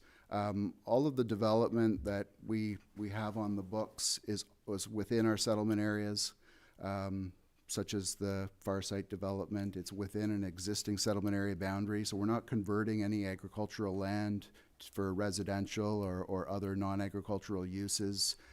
The policies that are included in this plan are fully in alignment with the provincial policy with respect to the prime agricultural area, completely in alignment with the County of Simcoe official plan with respect to agriculture. So we had really no comments from the county in their review of our March 2026 draft, other than a comment with respect to clarifying the description of the prime agricultural area. It was some minor tweaking of the language, but other than that, they were in full support of the policies as proposed. And when it comes to restrictions with regards to the muck and stuff like that, because I've seen a lot of activity going on in muck-related areas, what kind of protections do we have as a township in our official plan for people who are disturbing the muck? Yeah. So muck soils are organic soils, and the planning documents speak to organic soils, not the word muck, but I get what you're saying. And there are protection for organic soils in relation to wetlands. There are wetlands protections. There is nothing in policy that says, muck soils, must be protected, other than in a situation like you've got the specialty crop areas. We don't have any within our township, but down in Niagara, there's specialty crop areas with respect to the fruit belt and the type of soils that they have down there. The Holland Marsh, has organic muck type soils, and again, it's got special protection under provincial policy, but our plan looks at, do we need to protect wetlands and organic soils? And then, just generally speaking, land and soils is protected as agricultural land under the agricultural policies of our plan. Yeah, I keep seeing a lot of our agricultural land being backfilled, and this was really disturbing to me, and nothing ever seems to be done on it. So I have a big problem with the fill that's coming in and backfilling in the prime agricultural land. So anyways, thank you. Thank you. Any other questions from council? Councillor O'Leary. Through the chair, my question is with regards to 270 Elizabeth Street. As our official plan is being drafted presently, would it be of great concern for residents in that area that we could accommodate what the presenter gave us tonight with regards to the lands? I know the property, there's 65 acres, and I'm just wondering if it would just be a matter of putting an addendum to our official plan for clarity so that they could develop that property, and would it affect the existing residents? Mr. Merrick. Through you, Your Worship. With respect to that property, that area was always intended for commercial industrial uses. New residential uses were not contemplated. The employment lands allows for existing uses to continue, such as the residential that exists there, but new residential uses was not contemplated. That area as well is designated rural in the County of Simcoe official plan. And based on the rural designation, it doesn't support sort of multi-unit residential. We have policies in our proposed plan that limits residential development in a rural area to a maximum of 3 units. And that's because we have that policy because it's in conformity with the county official plan. They limit development in the rural area to a maximum of 3 lots, directing multi-use or multi-unit development to settlement areas where it's best located.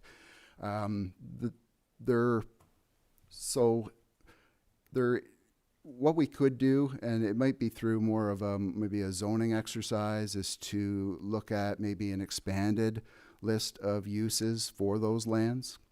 But again, we did go through an exercise with the town of New Tecumseh back in 2013 where we wanted to limit those uses. So there is some conflicts to introducing a mixed use type designation onto the lands. It's something that we can look into. I don't have a fix for you right now. If there is one, it's something that we can further consider and see what we can do with regard to that property. But there are some challenges from a rural policy perspective in considering mixed use. Thank you. Thank you. I have Councillor Simpson and Councillor Borzos. Through the chair, my question also relates to that subject property that we were just talking about. That property abuts the Alliston settlement area. I don't know how much people are aware of, but there's significant high-density applications on our boundary that have been accepted by the town of New Tecumseh. There's a 15-story building, two 15-story buildings, two 12-story buildings that have been approved right on that boundary, just on the north side. So with that kind of growth being contemplated in that area, I do worry about annexation attempts. I do worry about future applications in those areas.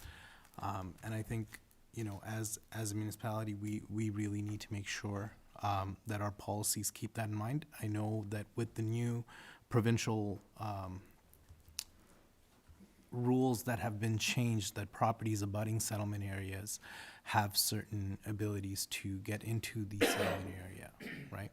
So with those kinds of changes, I think we need to take a look at that just to see what uses can continue to occur, and just keeping in mind the future needs for that area, right? So I think that would be appropriate. Thank you. Councillor Borzos. Thank you, through the chair. I'd like to talk to you or ask you a question about water, groundwater, source protection, and so on. So we are putting a whole chapter into our official plan to explain how does it work, what it is, and where we need to protect groundwaters and vulnerable aquifers and so on.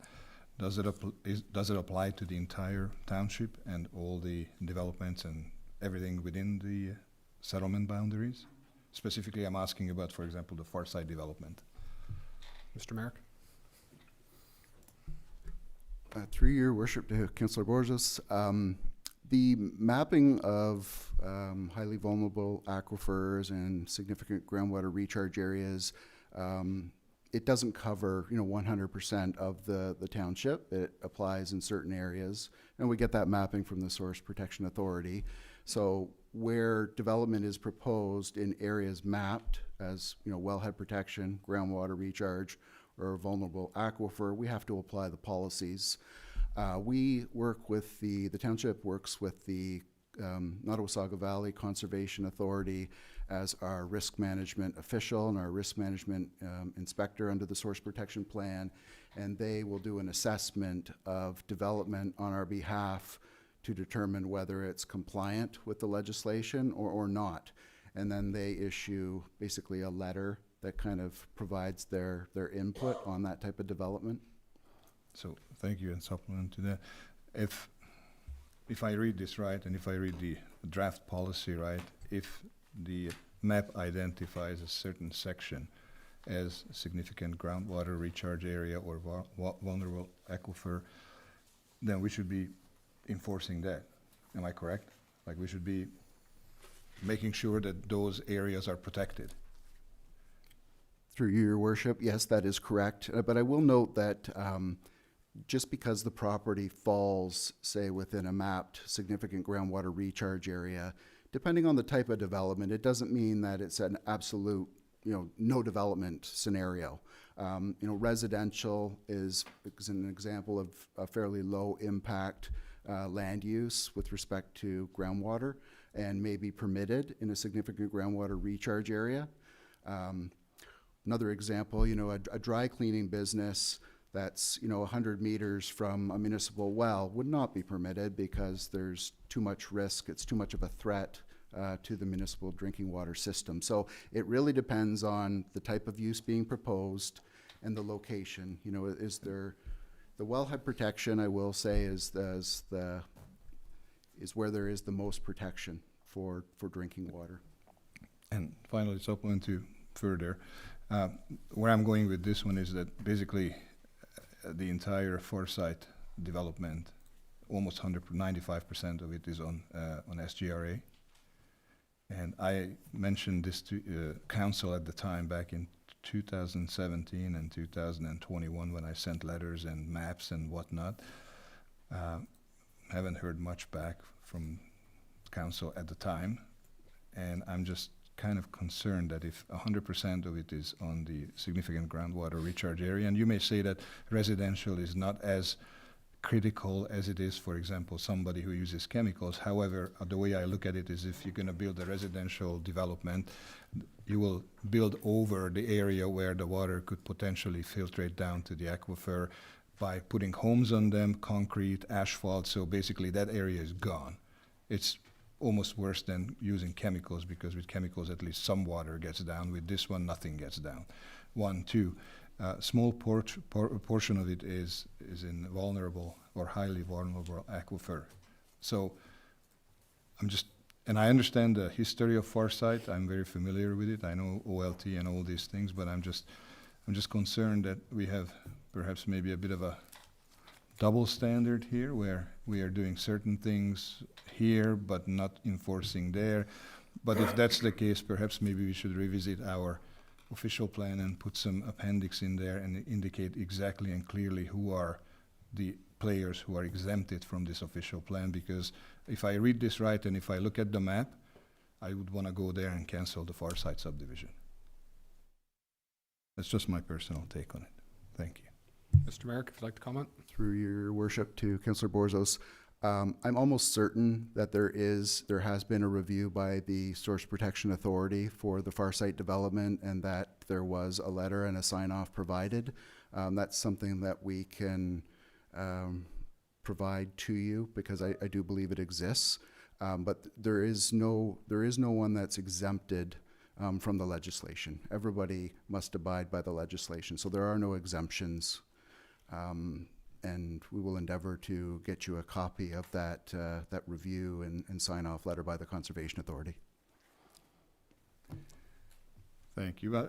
But I think you do see my dilemma here, because if no one is exempt, then why do we have players who are exempted? And by whatever authority, it really doesn't matter to me personally, or as a council member. It doesn't matter to me if it was the province or the Pope himself in the Vatican who exempted Foresight development from this particular thing. The fact remains that they are building on something that we say in our official plan, which coincides and confirms to the county's plan that this is a SGRE area, this is a highly vulnerable aquifer, And that's supposed to be protected by the Clearwater Act, you list a lot of acts here that are supposed to be applicable, yet we are allowing these things to move forward. Now, can we wind the clock back? I don't think so. But at least maybe we should look forward and make sure that other developments do not end up like this one. And there will be many others here where if I look at the map, then the application is questionable. Thank you. Okay, thank you. Any other questions? So I will come back to public comment for a second time because this is our last public meeting, but I do want to speak first. So I have a couple questions, but I also want to just acknowledge with council and our residents that this is our 5th opportunity for public input during this cycle of our official plan. We have had many more before that. So we've had 3 open houses in the public room, and we've had now this our 2nd public meeting for comments. And I do want to appreciate the work that Kartik started with, and then has Greg and his team has taken over as well, and to the entire planning staff, into our entire departments. And I will commend everyone again once we do get our official plan adopted by council. But I also wanted to acknowledge that the fact is, and it states, and I'll read the paragraph to the official plan in the approach. And the Adjala-Tosorontio official plan is a high-level planning policy document that contains the development or the township's goals, objectives, and policies to guide growth and manage change over a 25-year planning horizon to the year of 2051. The official plan will provide the necessary direction to ensure new development and redevelopment contributes to sustainable, complete communities, improves the commercial industrial tax base, increases local job opportunities, and builds community identity. So in short, this is our roadmap for the next 25 years. And we have sat here for 2 public meetings and entertained 2 open houses. And if anyone has concerns with how we want to proceed for the next 25 years, this is the opportunity to speak up. Probably should have said that at the start of the meeting. But this is the opportunity, because this does set the roadmap for where we are going to grow and where we're going to redevelop in the community of Adjala-Tosorontio. So with that, I have some questions, and I wanted to comment just briefly on the commercial and industrial zone for 89. Because like Councillor Meadows, I was around at that time, and I was around at the time before that. And we've spent a lot of time and effort in making sure that we want to grow our commercial tax base in this community, and Highway 89 was a prime example of that. So I recognize that there are property owners and landowners, and there's a desire to seek alternatives to that, but I'm not sure if developing a 600 or 1,000 home development on a commercial lands that we've designated for the last 20 years is the right option to go with, because we have protected those lands for a reason. And so I believe in the official plan, we've made very clear that there is an intention here to continue using those uses. Those uses are actually documented in the official plan. So we could have left them to the zoning bylaw, but Mr. Merrick has included them inside this document so that we are very clear as to what uses are going to be permitted or potentially permitted on that site through zoning. So through to you, Mr. Merrick, I do have a couple questions, 4 I think in particular. First one I was just going to address, on page 28, we talk about the climate change. And I know there's been some legislative changes. But the question I have is, the County of Simcoe has a climate action plan. The province has a climate action plan. Is there an opportunity for council to establish a climate action plan? And could we include some language within the OP to indicate that we have that authority, or that we could have the chance to do that? Yeah, no, absolutely. We can include policy that the township council may consider the development of a climate action strategy or something of that nature. Absolutely. Okay, thank you. And then, you guys can't see my notebook, but the second question is on page 62. We talk about commercial development processes, and again, I just commented about that, the fact that we look at these items through our zoning bylaw as well. But we talk about, particularly within the communities of Everett and Colgan, where we generally have a main street, or potentially for a main street, to encourage development of commercial low-rise buildings. So maybe 4-story commercial type thing. But we see a lot more in communities the opportunity to do mid or low-rise mixed commercial and residential. So traditional downtowns, for example, would have a commercial bottom, residential top. So if you had a 4-story building on a downtown, you could do 2 stories of office space on the bottom and then 2 stories of residential or something on top. So I don't know if it distinctly speaks to that in the OP, and is there an opportunity again to look at that inclusion within the document itself? No, absolutely. We can look to amend existing policy or add a policy that specifically speaks to mixed-use development and that scenario that you've just described with commercial on the first and second floor with residential above. We can certainly include a policy to address that. Okay, thank you. And then the third question I have is with regards to page 128. Doesn't happen very often, but we do have to make the provisions for private roads and whether the township would take on private roads. Very good information in it, and I think it's very strong literature that because we've had a potential request actually this term of council that we had to kind of figure out what we were going to do with it, so it's very clear that the rules are here. But those requests have to come through council, generally, unless we delegate. And I'm just wondering if we could add some additional language into that council has to be satisfied with the information being provided. And if they're not, then there's an opportunity for council to ask for more information from a proponent to say they may need to do an additional study so that we know what the condition of the road is before we take it on, or we need some additional, securities or something to that fact, just to make it so that council's comfortable in that decision. And is there a way that we could strengthen that policy? Yeah, we can make that addition and strengthen the language for sure. Okay. And then the last I have is on page 131 and 132, and it speaks to it speaks to infrastructure corridor, and transportation corridors.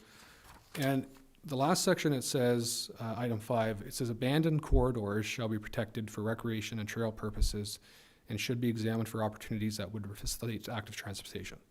So we currently don't really have any old railway corridors because we sold them off years ago. But it speaks to abandoned corridors. And I've seen it in a lot of communities where if there's a hydro transmission line or if there's an easement that the municipalities had to take to run, conduit or something from one area of a community to another, we would take a 10-meter easement or a 5-meter easement, and then that land's just left to do nothing. So is there, again, we speak to abandoned, but can we use active infrastructure and corridors to provide trail networks? Is that a possibility? Yep, no, we can amend the policy to address both active and abandoned corridors for active transportation purposes. Okay, thank you. So I'll go to council if there's any further questions or comments. All right, and again, I will go to the public for additional comments if they would like to provide. Ms. Webster, and I appreciate you coming up for a second time. We're looking for new information to share. Yes. It's highly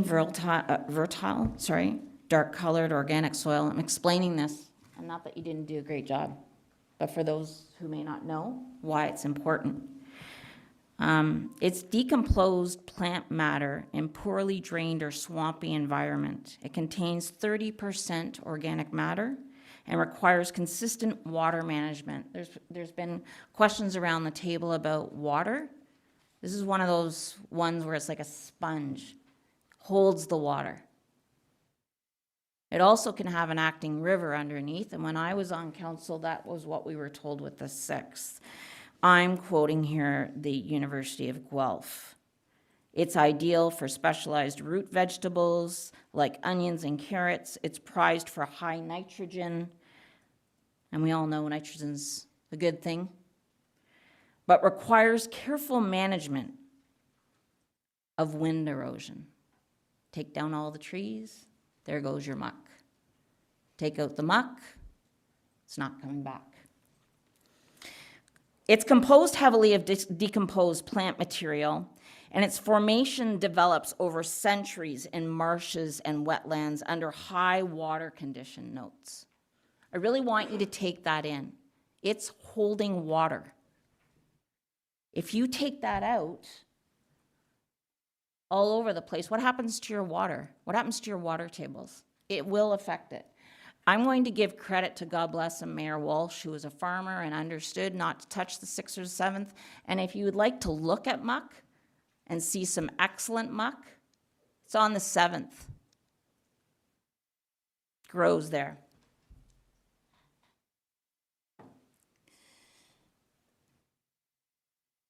It's water management. While rich in organic matter, muck soil often requires a drainage system.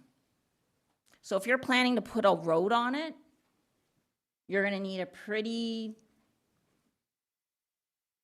high-tech, lot of money to work on muck or with muck. So you're not only taking away from the environment, you're also using a lot of money to use that area.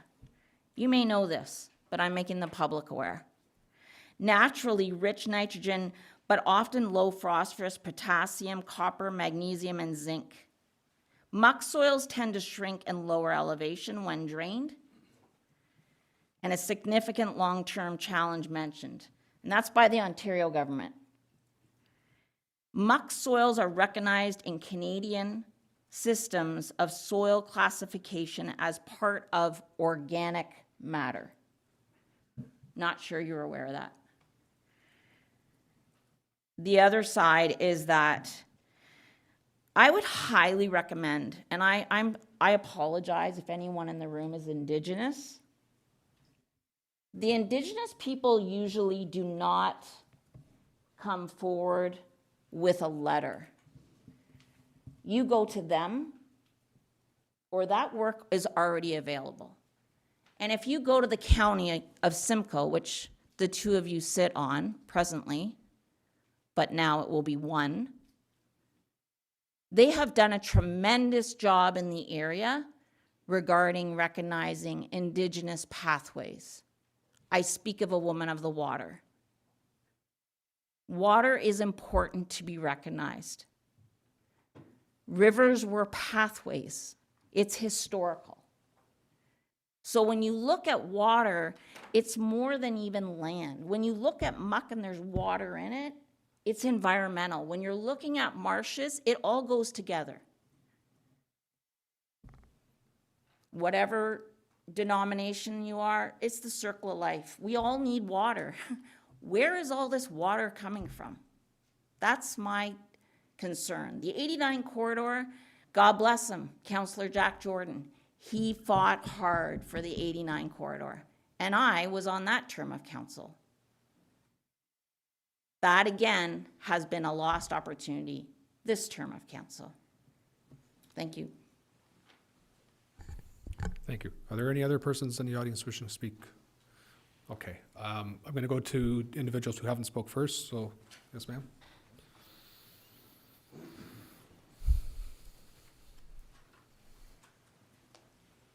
We just need your name and address, please. Yep, it's Amanda Reiber. I'm 45 Decker Street in Everett. I don't know if this may or may not pertain, but I'm just wondering, with all the information I've seen online about future planning for roads, infrastructure, civil, has that been identified at all with the official plan, what's going forward with like the 25-year plan or anything like that?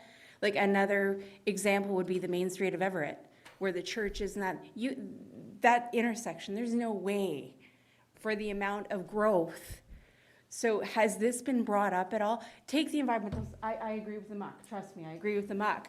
But having an environmental background, working in construction, I'm telling you, what and however it is actually done and how they want to perceive and do this is not feasible. What about the school? What my kids go to Tosorontio Public School. The school's maxed now. Their system, for crying out loud, they had a sewer breakage this year with their UV. My kids had no water and nothing, and the school never notified me. So you want to put in 2,000 homes at, say, 2.67 people, which is probably going to be more to 6 to 7 people per house because people cannot afford to live. You're going to get different generations living in these homes. So everything in the historical data that's there is from 2013. It's not from now. Where's the updated documentation? Where's the new environmental impact assessment? What about environmental hazards, endangered species? What about spawning for the salmon? Why isn't any of this in this official plan? Because that all goes with the water, just like the nature. What about the nature bald eagles, which are a protected species and a migratory bird? Why isn't any of that being mentioned in any of this? Regardless of that, all of that supersedes. So I don't know if this is relevant or not. I'm sorry, I'm new to this. I've only lived in the community for the last 5 years. But I'm telling you, there's more than just this, and is this involved in the official plan? And that is my question. Sure. Because you're talking 25 years. Well, 25 years is a big impact. So not only that, but what is ever going to be for my children who are now in elementary school? And voice of the community, you know, I know Farside Homes. I work in construction. I know them all. I deal with them every day.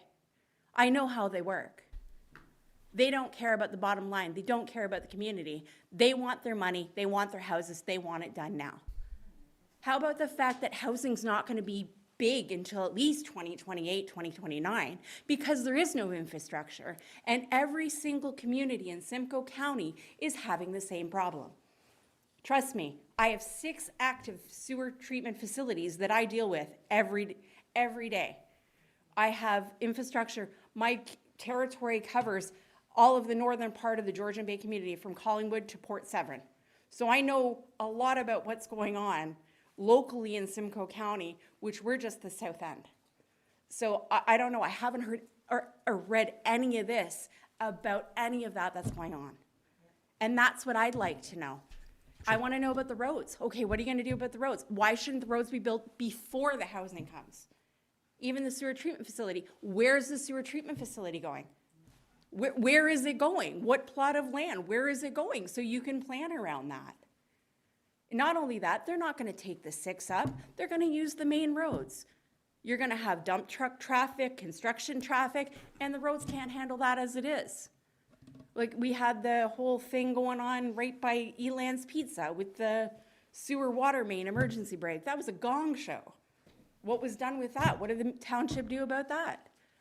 With the Ministry of Labor, there was 3 complaints put in with the Ministry of Labor alone, just Okay, based on. we're gonna speak to items on the official plan. So, that's okay, not on the but, official plan. but it's just part of an example of what's gonna go on with future development, with what you want. There's a ripple effect, you know, you throw the pebble in the puddle, and then the puddle has the ripple, so what's the ripple that's gonna based on what the official plan's gonna be? And that needs to be taken into consideration. Sure. So if I might, I'm going to go to our manager of planning, and he's going to answer some of those questions for you, particularly how they're addressed in the official plan.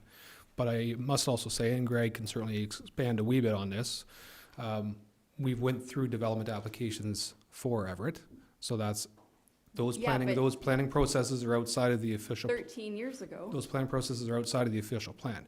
But Greg will explain as to how the official plan deals with all those things that you did mention on applications that come to the township for development.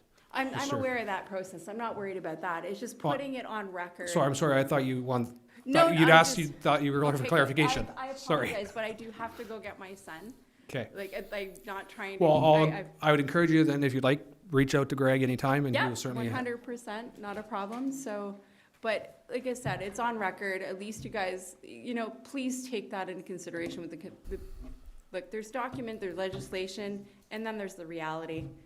And the legislation doesn't cover the reality, and that's what we want as a community. And that's all we're asking. We're asking to actually be heard and not people to just sit there and, push a policy here. No, that's not how life works. Because guaranteed down the road, something's gonna happen and the township will be held accountable. Thank you. And that's what's gonna happen. I apologize, but I do have to go get my son. So, thank you. Thank you. Mr. Merrick, I actually will take the opportunity if you'd like to speak on some of that, please. Through you, your worship, with respect to road improvements, within the community of Everett, we have county roads and we have township roads, concession roads. In some situations, some of these road intersections are going to be improved as a condition of some of the subdivision developments in the area. In other situations, roads will be improved as per the county's capital improvements plan, their road plan. They have specific years and dates when they need to do certain intersection improvements, road resurfacing, that sort of thing, and some of it's tied to development charges.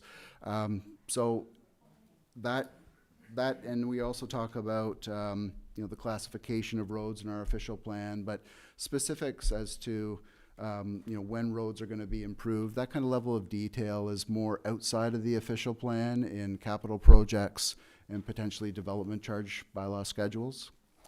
We also brought up sort of water, natural heritage, species at risk. There are policies in the plan that speak to the protection of natural heritage features and protection of endangered and threatened species. So those policies are in the plan. So when we consider development applications, we consider those policies, and whether they can develop in that area or not is dependent on what exists on the land. Infrastructure. New development cannot occur until the infrastructure is in place. We have policies that mandate that in new developments, new large-scale residential subdivisions, for instance, they need to be serviced by municipal water systems and municipal wastewater systems. So there are policies that identify that, and that needs to be designed and constructed, and before a subdivision can be registered, before the homes are built and sold. So there are policies within the plan that address all of that, and as again, these policies are consistent with the provincial planning statement and conform to the county official plan. But as the mayor noted, if anyone has any further questions following this meeting, feel free to reach out to me, and I'd be happy to chat with you. Thank you, Mr. Merrick. Yes, sir.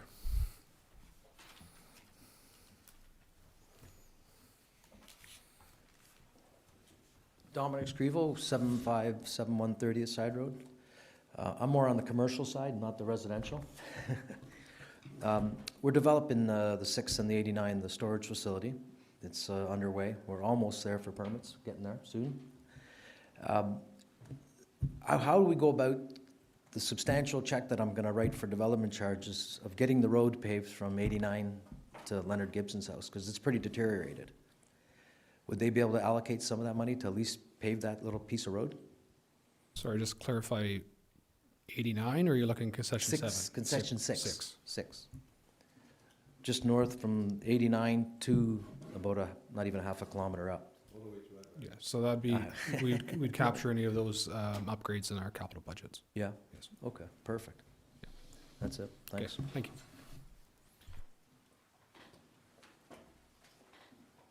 All right, are there any other persons in the audience wishing to speak? Yes, yes, Bill. Just need your name and address, please. Bill Nielsen, 26 Francis and Lyle. Under the development charges, Ontario government, federal government stepped in and they're talking about cutting development charges. We're going to deal with the development charges at the next public meeting. Okay. So if you'd like to hold your comments to that, we can take those at that time. Yep. Okay, thank you, appreciate that. All right, any other persons wishing to speak on the OP? Yes, sir. Again, just looking for new information. Yeah. Thank you for the opportunity to speak again.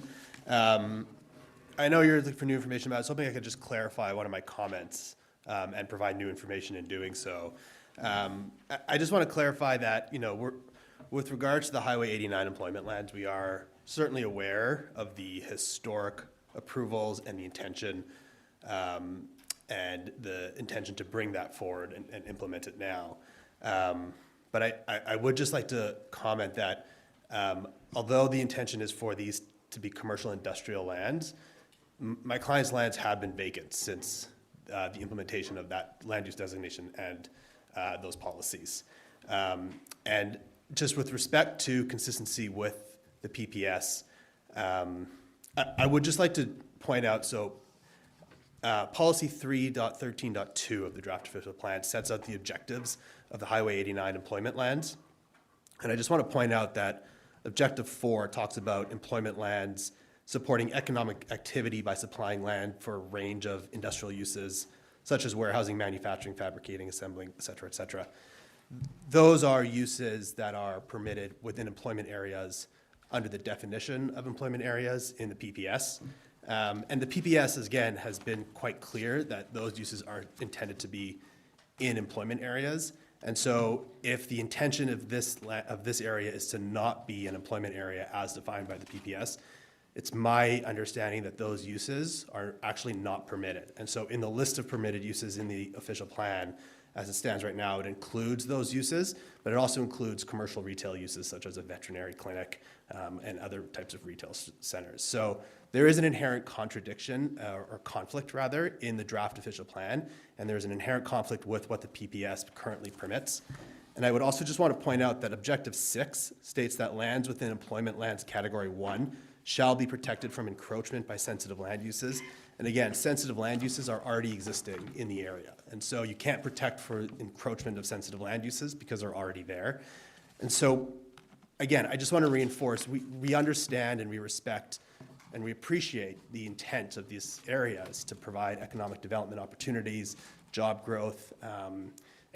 We are very supportive of that. We're simply requesting a more appropriate designation that will still allow for those types of developments to come forward to promote economic development and job growth. And I just want to point out that the province recently released legislation. It's on the ERO right now, and the intent of the legislation is to simplify and standardize official plans across Ontario and every municipality. And as part of that, they're introducing they're proposing to introduce a standardized set of land use designations.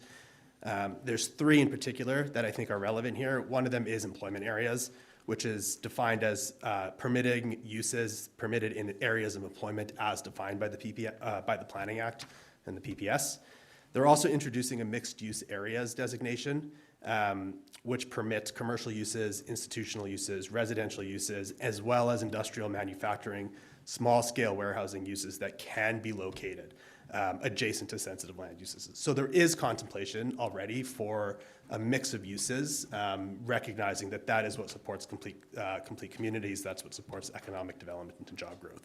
So again, I just want to reinforce, our position is not to eliminate or remove, but to your point, Your Worship, if this is a roadmap for planning and growth management over the next 25 years, we really just want to make sure that flexibility is built in to ensure that appropriate developments can come forward. Thank you very much. Thank you. All right, seeing no others for public comment, I will now declare this public meeting to be closed at 8:37 p.m.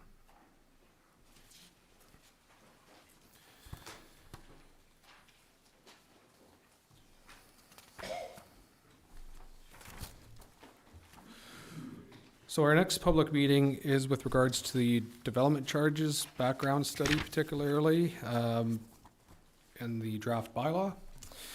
So I now declare this portion of the council meeting to be a public meeting at 8:37 p.m. And we will have a presentation from Andrew Marabella.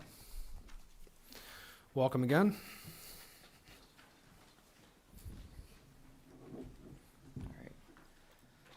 Good evening, Mayor, members of council. Again, my name is Andrew Marbella from Henson Consulting. We were retained to undertake the municipality's development charge background study and an update to support the new bylaw that will come into force.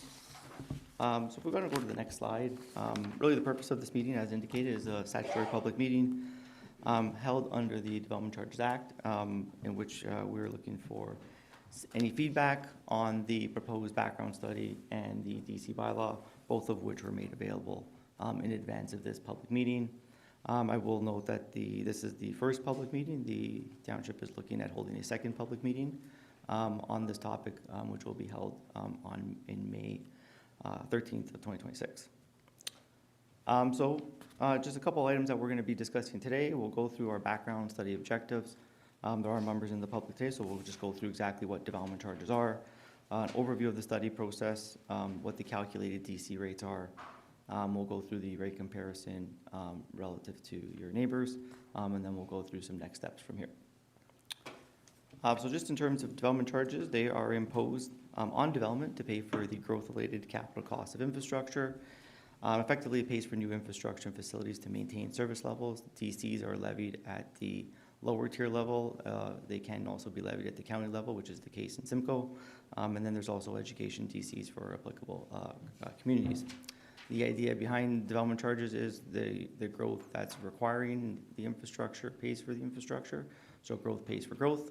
However, there's been a number of legislative changes over the last number of years, which have kind of started to narrow the DC applicability and how we can recover some of those costs. If we go to the next slide, just to kind of go through development charges in the township, your current DCs are levied via bylaw 2184, which took effect in December of 2021. It opposed municipal-wide DCs for general and engineer services, being your roads and related infrastructure. It also included an area specific for the Everett settlement area for the recovery of road-related works. That bylaw expires in December, which kind of prompted the review of this particular DC study. However, we are advancing or anticipated to advance the passage of that bylaw, which would be in June of 2026. Our new bylaw, because of some of the changes of the way the works are being funded, this will exclude the ASDC, and it will just be a municipal-wide charge. So prior to undertaking a background study, prior to passing a new bylaw, the municipality has to do two things. One, we have to undertake a background study, which has been done and posted for public consultation. The second part is we have to hold at least one public meeting, which is the purpose of today's meeting. If we go to the next slide, the DC study process is fairly robust. We start off with a development forecast looking at the amount, type, and location of development, which helps inform the growth-related capital infrastructure needs.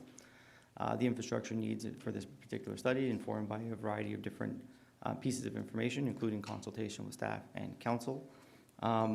We are bound by what we call a historic service level calculation. So there's a 15-year historic service level, which we cannot exceed when we're calculating development charges.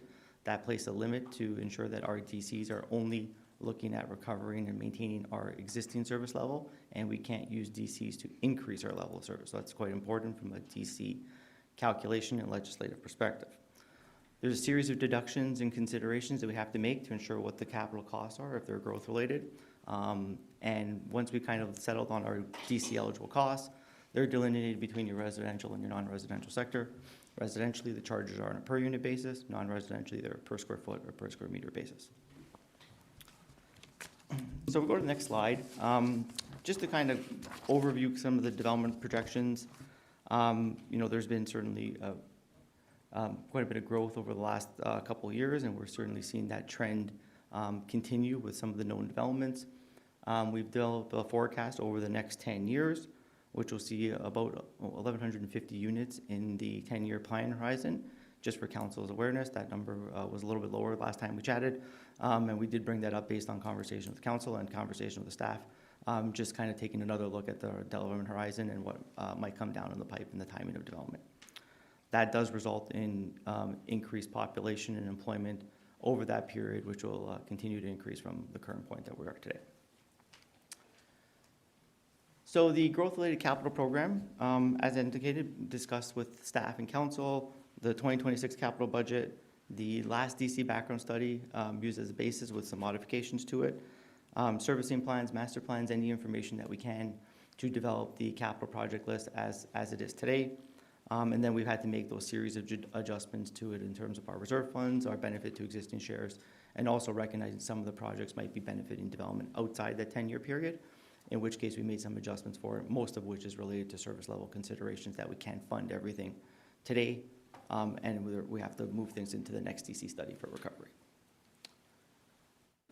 So just as an overview of our capital program, we have about an $80 million program. When we look at the distribution of that capital program, your fire protection services represents a sizable share of that, about $48 million, which is related to two stations within that program. Our services related to a highway, which is our roads-related infrastructure, including our public works, domes, fleet, and acquisitions. And then we have our Parks and Recreation program at about $6.1 million. As we move through the columns, we have our grants, we have our benefit to existing shares, which represents the share of the program that's not development charge eligible. It would have to be recovered from non-DC sources. Any available money that we have on hand, about $5.8 million, we have to apply towards the program. We have our in-period DC cost, which is the one that's highlighted in red, which represents about $27 million. That's the share of the program that gets recovered and included in the DC rate calculation itself. And then we have the last column, the other development related, which is our post-period development share, which is about close to $12 million. That is DC eligible, it's growth related, but will be considered for recovery in subsequent DC bylaws. So it will be rolled into the next one, into the next study for consideration. Go to the next slide. The calculation of the township-wide DCs are based on, as I mentioned, a couple factors. We have our historic service level calculations, which we have to adhere to our maximum permissible funding envelopes, as well as our capital programs themselves. The calculated charges themselves, we've effectively used a cash flow analysis, meaning that we've taken into consideration any interest and financing costs the municipality might incur to undertake this program, recognizing some of the development is going to be occurring later, and you might be upfronting some of that infrastructure today. And any of the financing costs required for it have been built into the model. The charges are typically levied on, as I mentioned, two bases here, on the residential side on a per unit basis, non-residential on a per square foot, per square meter of gross floor area basis. The services that we're looking at here are all on a township-wide basis, so the fees are levied municipal-wide. So on the next slide, looks at the calculated DC rates that we've undertaken here. The residential charges are looked at on the right table. For a single and semi-detached unit, it's about $23,900 for a single and semi, and then the charges are differentiated by dwelling unit type. So the lowest charge being the apartment, bachelor and one bedroom, about $8,750.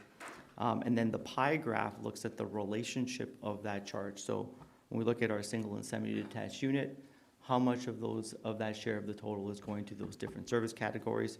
And if we look back on the previous slide of where those bigger capital projects are, we still have a big portion of it going to fire services, a big portion going to services related to highway, and then parks and recreation kind of the next in line there.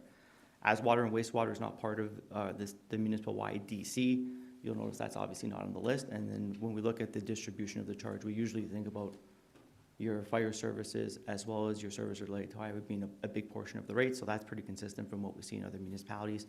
I will note the parks and recreation share here is on the lower side of what we would see in other municipalities. That's only because there's not much of an indoor recreation service level here, which is obviously weighing down some of the charge there. But in time, if you do end up expanding that space, I would expect to see that portion or the relationship of the charge go up. So if we get to the next slide, we look at the current versus calculated. The DC rates themselves are calculated to increase from the ones that are currently imposed. The current rate is about $12,400. The calculated rate, as indicated, is closer to $24,000. So an increase of about $11,500, about 92% on the total. Most of the increases or the charges are going up, and we do see that the fire protection service charges is the lion's share or biggest driver of that total rate increase itself. If we go to the next slide, how does that look like when we look at other DCs in other municipalities? And just for a comparable perspective, we've excluded water and wastewater from the comparison here. And this looks at DCs up at the upper tier level, the lower tier municipal DCs, and the education DCs, so the kind of the total charge that would be applied. The lower tier charge is the part in gold. And we have the kind of the municipality's current rate at the kind of the lower end of the spectrum with the calculated rate. Obviously, that's subject to council approval. It would place the municipality kind of upper towards the middle end of the spectrum now relative to some other communities, recognizing that the DC rates in some of the other urbanized communities from Barrie, Innisfil, Bradford, West Gwillimbury, and even your neighbors in New Tecumseh are still significantly higher than the township's rate that has been calculated.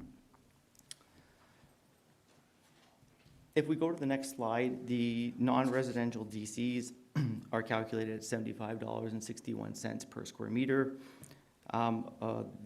Similar to the residential side, the lion's share of that particular portion of the charge does relate to your fire protection services and your services related to a highway being your roads and related infrastructure.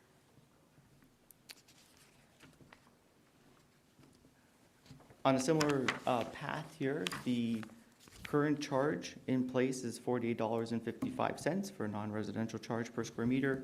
The calculated rate is $75 roughly per square meter, so an increase of about 56% or $27 per square meter on which would be applied uniformly to any new gross floor area that was developed.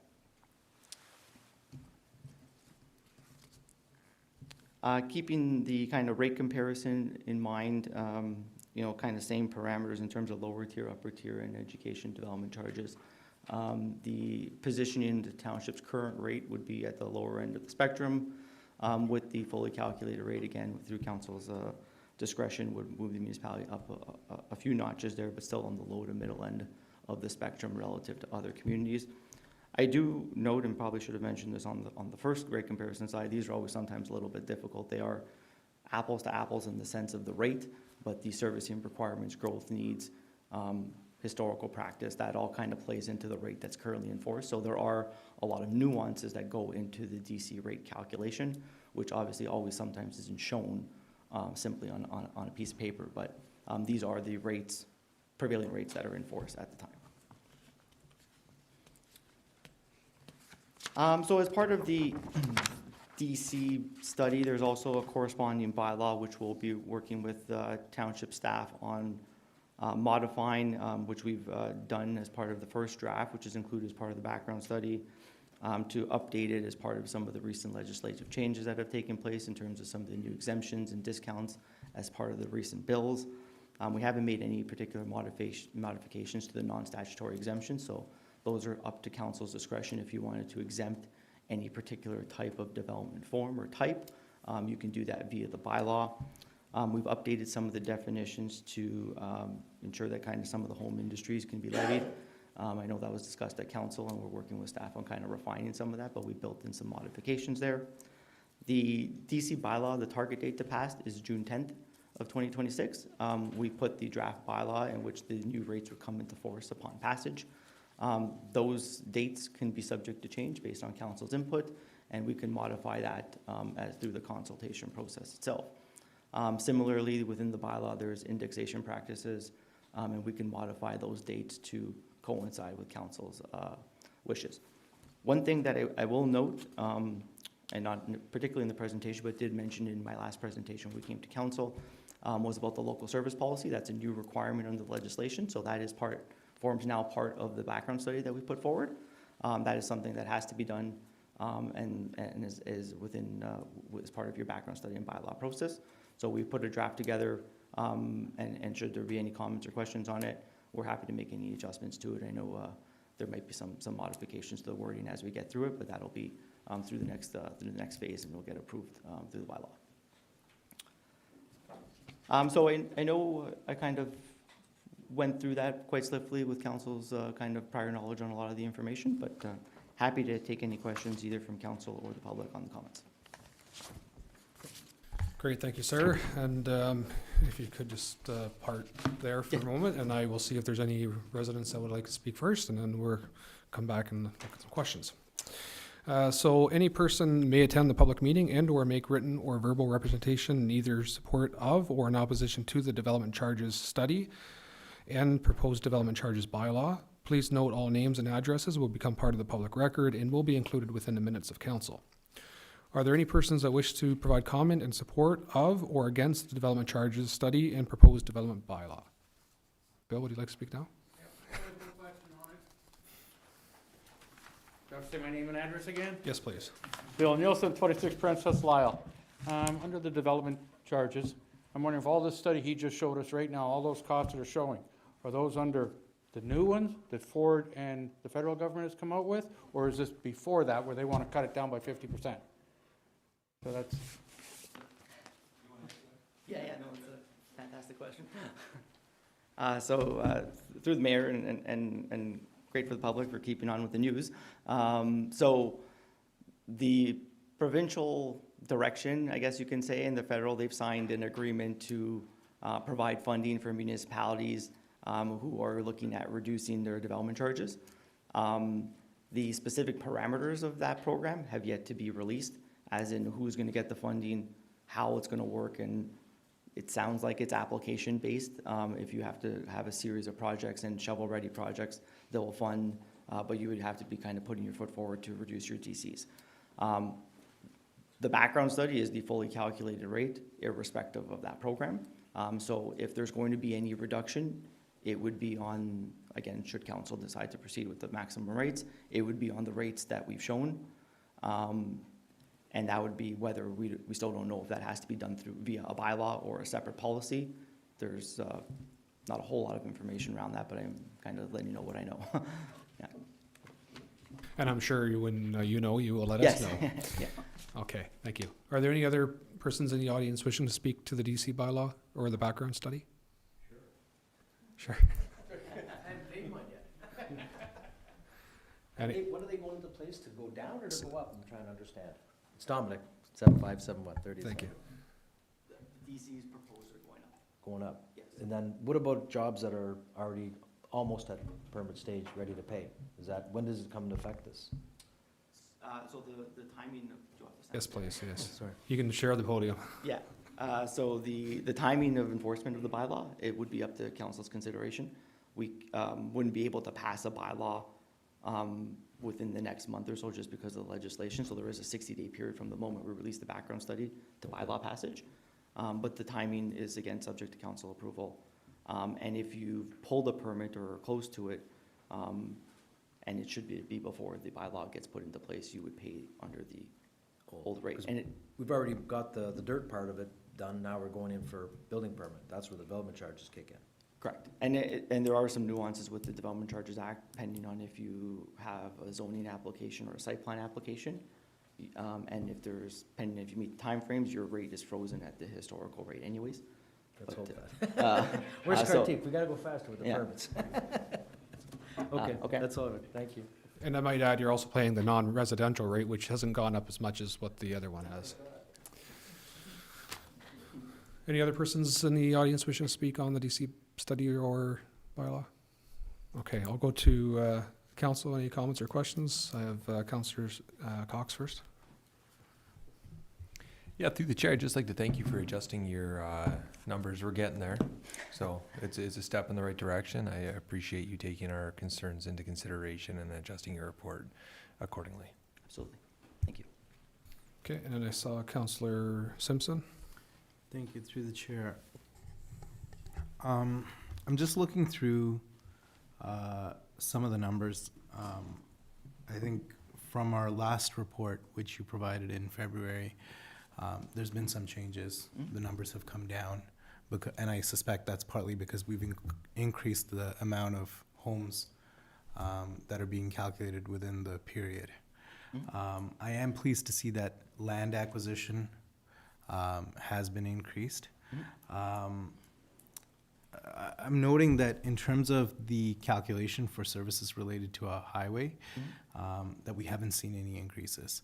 And I worry that that we're not perhaps putting more money towards it. Perhaps we need to identify more works that need to happen, and certainly we haven't done a master transportation plan. I've also noticed that you've lowered the amount that's there for studies generally. And I suspect it's because it's been spread out over a larger population. Oh, yeah, okay. But Yeah, the dollar hasn't changed. But yeah, the dollar hasn't changed. Are we calculating, like, how many studies have we anticipated to be included? Do we have, for certain areas, like in Everett, for example, we've spoken about improvements that may need to be done in those areas. In the official plan, for example, there are several studies that have been referred to. Have all of those studies been included in the study portion within the DCs? Yes, through the mayor. I mean, we've included all the studies that, we've identified, staff have identified that's required. And we've also put in a kind of a catchment studies line item, recognizing that, you are growing and there might be things that we just don't know today, because the growth is kind of somewhat unprecedented. So we have put in an allocation to account for that. So anything that does come around that we haven't specifically outlined or called out in the background study, I suspect the staff can leverage that line item in there to fund those types of projects. But I do appreciate, that we're going into, a different period, and I do think that this is one of those studies that will get updated, perhaps, obviously, certainly before a 10-year period, but it might even be before a 5-year period. Well, that's just it. And my concern, I mean, just today, the province dropped an ERO on development and growth, especially regarding our area, with Everett West being identified as a priority project, growth in Colgan as well being identified. So with those numbers and potential growth, I suspect realistically that, we may need to update these numbers within 2 or 3 years, right? And I just want to make sure that, the amounts that we'll need for those studies that will help us to get this number higher, to pay for the growth, is captured appropriately. Yeah, and there is money available in the DC Reserve Fund as it stands now. Right. Within, within other studies as well. Yeah. Thank you. All right, Deputy Mayor Laux.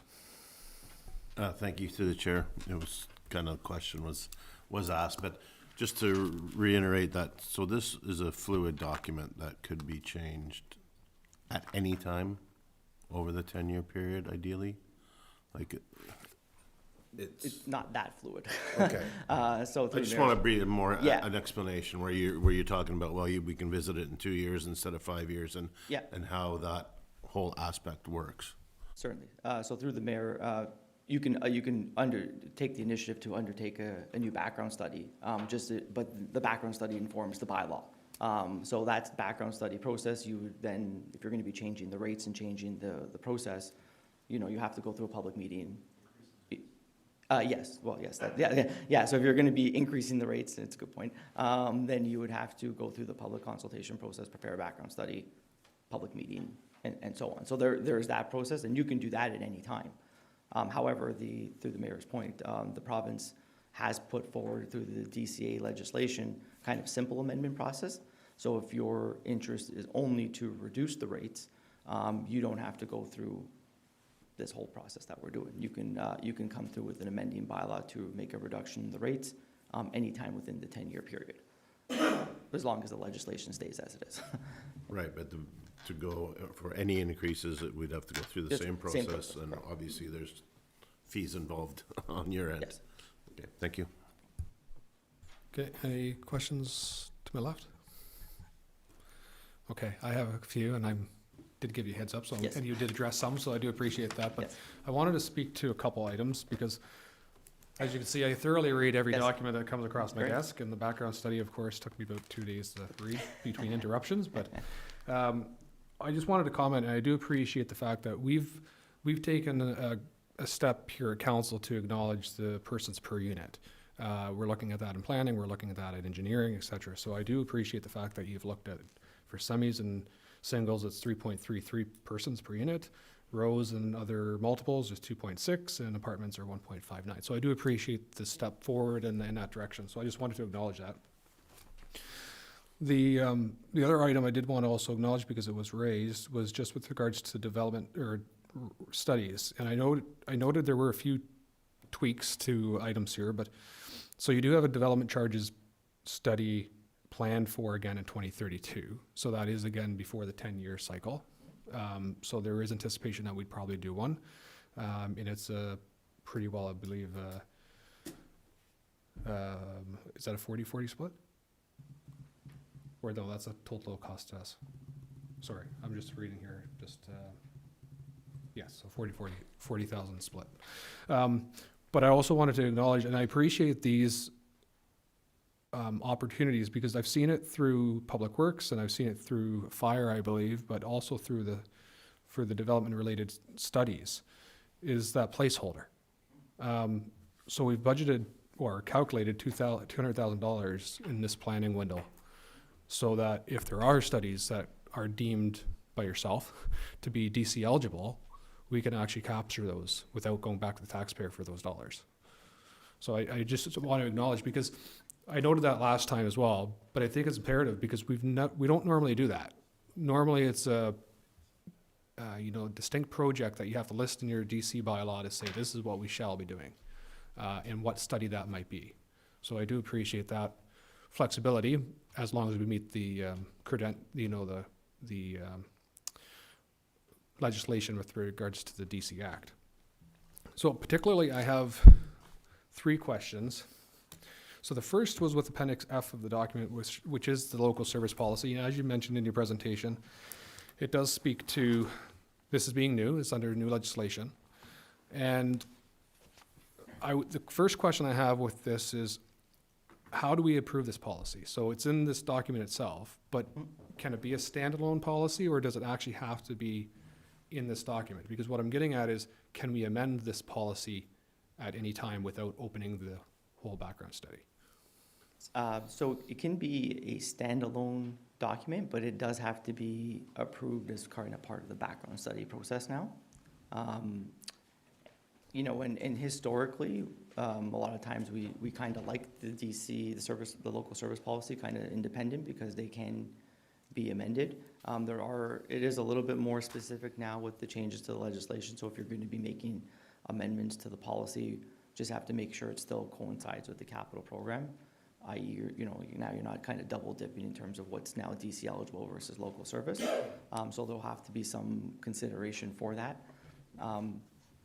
Whether it's in the background study or separate, it's fine. But I mean, I kind of like it's in the background study because you can refer to it as part of your capital program, and there's a tie in between both 2 pieces, right? Okay, for sure. Appreciate that. And then the second question to that is, again, this is newer. You've probably used them in other municipalities and developed, but like, is this a standard? Is this what you normally see standard across municipalities? And are there other opportunities that you could suggest to us to actually strengthen this, or to provide some, or maybe incentivize something? Like, I'm just looking, you're professional in this field, so is there more that we could do with this policy itself that council could consider? Yeah, it's a good question. I mean, I wouldn't say it's standard, but it is a kind of, a lot of the frameworks around some of the specifics are pretty generic in what we would see commonly in other municipalities. When we get into some of the more urbanized communities, we get, down into York and the cities, their local service policies are 15, 20, 30 pages long, and they itemize almost virtually everything, right? And it gets almost too specific. Not to say it's a bad thing, but I mean, they come up with a lot more different urbanization problems and issues that might not be exactly the same instance here. So that being said, I mean, I'm open to kind of maybe taking another look at it, and if there's anything else that we can do that we didn't capture, but it does cover all the services that are within your consideration of your background stuff. For sure. So there was just one item that I was looking at with sidewalks particularly, and I know there's a section that says development shall pay for development. That's right on the first page. But sidewalks particularly, it reads 5.1, sidewalks external to a development. So that's external to a development, but required and related to the subject lands are a direct developer responsibility under the DCA. But it doesn't speak to sidewalks in the development, which we understand would be funded. But could we strengthen that particularly, that development sidewalks related to a development will be fully funded by the developer? Yeah. And the local service, anything that's internal to a development is entirely developer funded, and that's part of the act. And I think we say that, I'm just kind of looking at in the preamble, I think believe we just kind of mentioned that as a general framework policy. But all that being said, just to be crystal clear, we can just add that language to it because that is what the intent is. Okay. Appreciate that. And then the other one, I could send these to you, I guess, but the other one was in 1.6. New arterial roads and arterial road improvements are included as a part of a road costing funded through DCs, and only the oversizing component would be recovered through DCs. But again, if we're building a new arterial road, again, that would be funded by DCs, potentially. Yes. So I was hoping to address that as well, that if we were building, just not, it does say arterial roads will be funded through the DCs, but the only oversizing component would be covered through DCs. So I'm looking to see if we can just clarify that section a bit more to indicate it's the oversizing of the existing road that would be therefore funded by the DCs, and the it's two-part. 'Cause The I normal mean, part would be funded through municipal taxation. or the developer will. Because if it's a local share of the road, they would fund the local part, and then the oversizing would be the DC part. So it's also on, if, depends on where, if it's external or related to it, the local road component would be DC, would be developer funded. Because Okay. it's related to their development, and then the oversizing share, we put in the DC. So it's also not necessarily a tax versus DC thing, it's also a developer versus DC Okay, thing. Yeah. gotcha. Which we can, Could we also make strengthen some a wee bit adjustment. there? Yep. Yes. All right, and then the other one, and it comes back to the draft bylaw, and I realize we're gonna have that discussion probably at the next public meeting as well. But the county of Simcoe currently has their expiry date, well, we've extended our DC bylaw as well at the county, but the expiry date is January 1st, or at least the indexing of January 1st. So our current bylaw, as you mentioned, which I provided some inaccurate information to you a moment ago, expires on December 10th, 2026. I would like to see our new bylaw come into effect January 1st, 2027. So that leaves a window of 21 days, which we would have to extend our current bylaw for. But because my concern is that we constantly have staff looking at the county bylaw and our bylaw when somebody comes to the counter to see what the DC rates are. And we're saying, well, ours take effect October 1st, and they're indexed October 1st, and the county's indexed January 1st. And we're constantly looking at two bylaws and saying which ones are applying. So I would like to conform to the county position of our indexing would take place January 1st. So if we have this new bylaw come into force on January 1st, then every year it'd be indexed thereafter. Any concerns with that? And then for those 21 days, because we're not raising the rates from this current one, we can pass a bylaw to extend for 1 month the existing bylaw. Is that possible? Yeah, and I'll address your question. Sure. From the indexing side of things, that's no problem. We can adjust the indexation date to align with the county, and that's an easy adjustment. The second part, I guess, is perhaps maybe there's two different ways you can go about it. You can, one, extend the existing bylaw out the, 30 days or 20 days via an amending bylaw, and then your new bylaw would come into force right after that.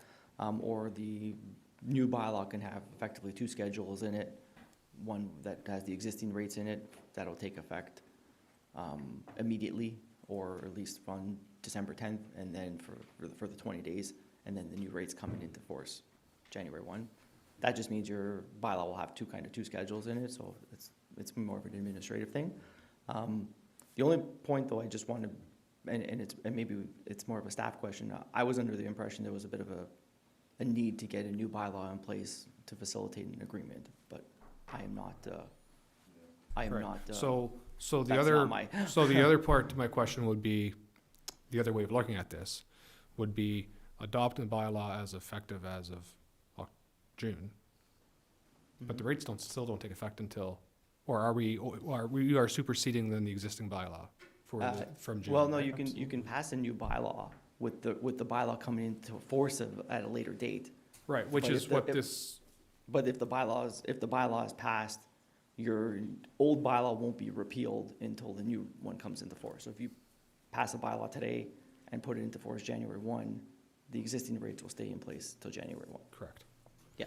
So I'm happy. I could go either way. It doesn't really matter to me. Because I don't think we're going to have a whole lot of development between if we accepted our current bylaw expires in December, we could continue on that course. This bylaw would take effect then December 11th. Mm-hmm. So the existing rates would be captured, development would continue, permits taken, they'd pay the existing rate, we'd move on from that. So the other thought process would be we could pass the bylaw, but I think it's unfair to index right away then, because we'd want to hit the target of January 1st. So we'd have to wait, if we pass the bylaw in June, we would have to probably wait 18 months to do the first index of January 1st.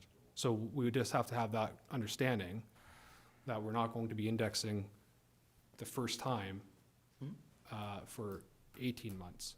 instead of 12. So I think that's the other opportunity, to get the rates in effect now.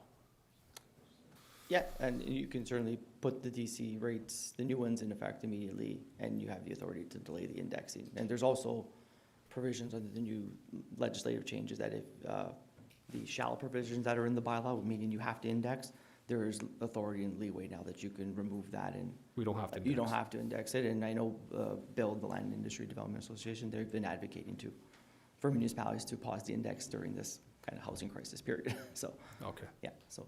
And So you- there are opportunities, so Yep. I would like if staff and yourself could discuss opportunities. I think we need to make sure that we're capturing the correct DCs at the appropriate time. But I want to know what the risks are, and I think staff are in a best position to identify if there's a risk for, massive development to come through and then we're not collecting DCs, or whether there's a risk to hold off and say, okay, our existing bylaw can stay into effect until the end of the year. This bylaw is passed in June, and it says it comes into force January 1st, 2027. And then we're clear, indexing and bylaw is 5 years from January, 10 years from January 1st of 2027. It cleans it up. Yeah. All right, and then the last question I have is just with regards to the DC background study. Again, first public meeting. I appreciate staff and yourself taking the opportunity for a second one. What's the intention? I didn't see any information as to when we would adopt this. So it's not part of the bylaw that we have to adopt the DC background study, but it says in your DC background study that council has to adopt it. Can you just explain the process? Is that a simple attachment to the next report from Mr. Enerchuk to say this is the background study we've made changes from the public meeting in June, and we pass both the background study in a motion and then the DC bylaw in a bylaw? Yeah, so that's a good question. So subsequent to the next public meeting, the bylaw intended to formally come forward in June. And at that time, you would pass you'd adopt the bylaw, and the background study effectively supports the bylaw. So any changes that are made through the public consultation process, we'll document those changes likely through the municipal staff report. And we can append any kind of changes to the capital program and what the resulting rates are, and you'll be adopting those rates and the bylaw. And then we will prepare a consolidated study that captures everything that we've seen through the public consultation process. Okay. So, and you would just clarify, because we are holding another public meeting, would you, with any comments that you've received from now to then, would you take the opportunity to update this, or would you wait till after the second public meeting? Like what I'm getting at is you come next month and say, I'm just presenting the same thing to you from last meeting, or would you take the opportunity, like we've done with our OP, to make the amendments so that it's a revised document for the next meeting? It depends on the scale. I mean, typically we would like I'd update the presentation and the rates themselves with any of the comments and the changes, and then we represent that, and I can highlight what the changes are from the last public meeting to today. But the 250-page document might not necessarily all be updated to reflect that, but we would do that certainly after the fact. Sure. Okay, thank you. Appreciate it. Any further questions? I got Councillor O'Leary. Through the chair, my question is, I didn't notice anywhere where there was a cost of living increase that is normally produced by the federal government in our levels of charging. Is that going to be indicated, or is that something separate altogether? Through the mayor, through the chair, it's a good question. So the adjustments in the capital, that's effectively is done and operationalized through the indexing process. So every year the DC rates get adjusted for the non-residential construction price index, which will take into consideration the capital cost increases that are taking place for the time value money. All right, thank you. Thank you. Councillor Meadows? Yeah, I'm just curious about something. We received a $65 million grant for funding through the Ontario government. Now there's going to be a $27 million shortfall that I know of so far. Like I don't know where that 27 million is coming from, and also any overages for that project. So can that not be compensated in the DC study as well, or no? Through the chair, that the grant that you received was for water and wastewater for the plant. The $65 million portion, yes. Yes. So this background study doesn't cover the utility rate services of water and wastewater. Nothing, eh?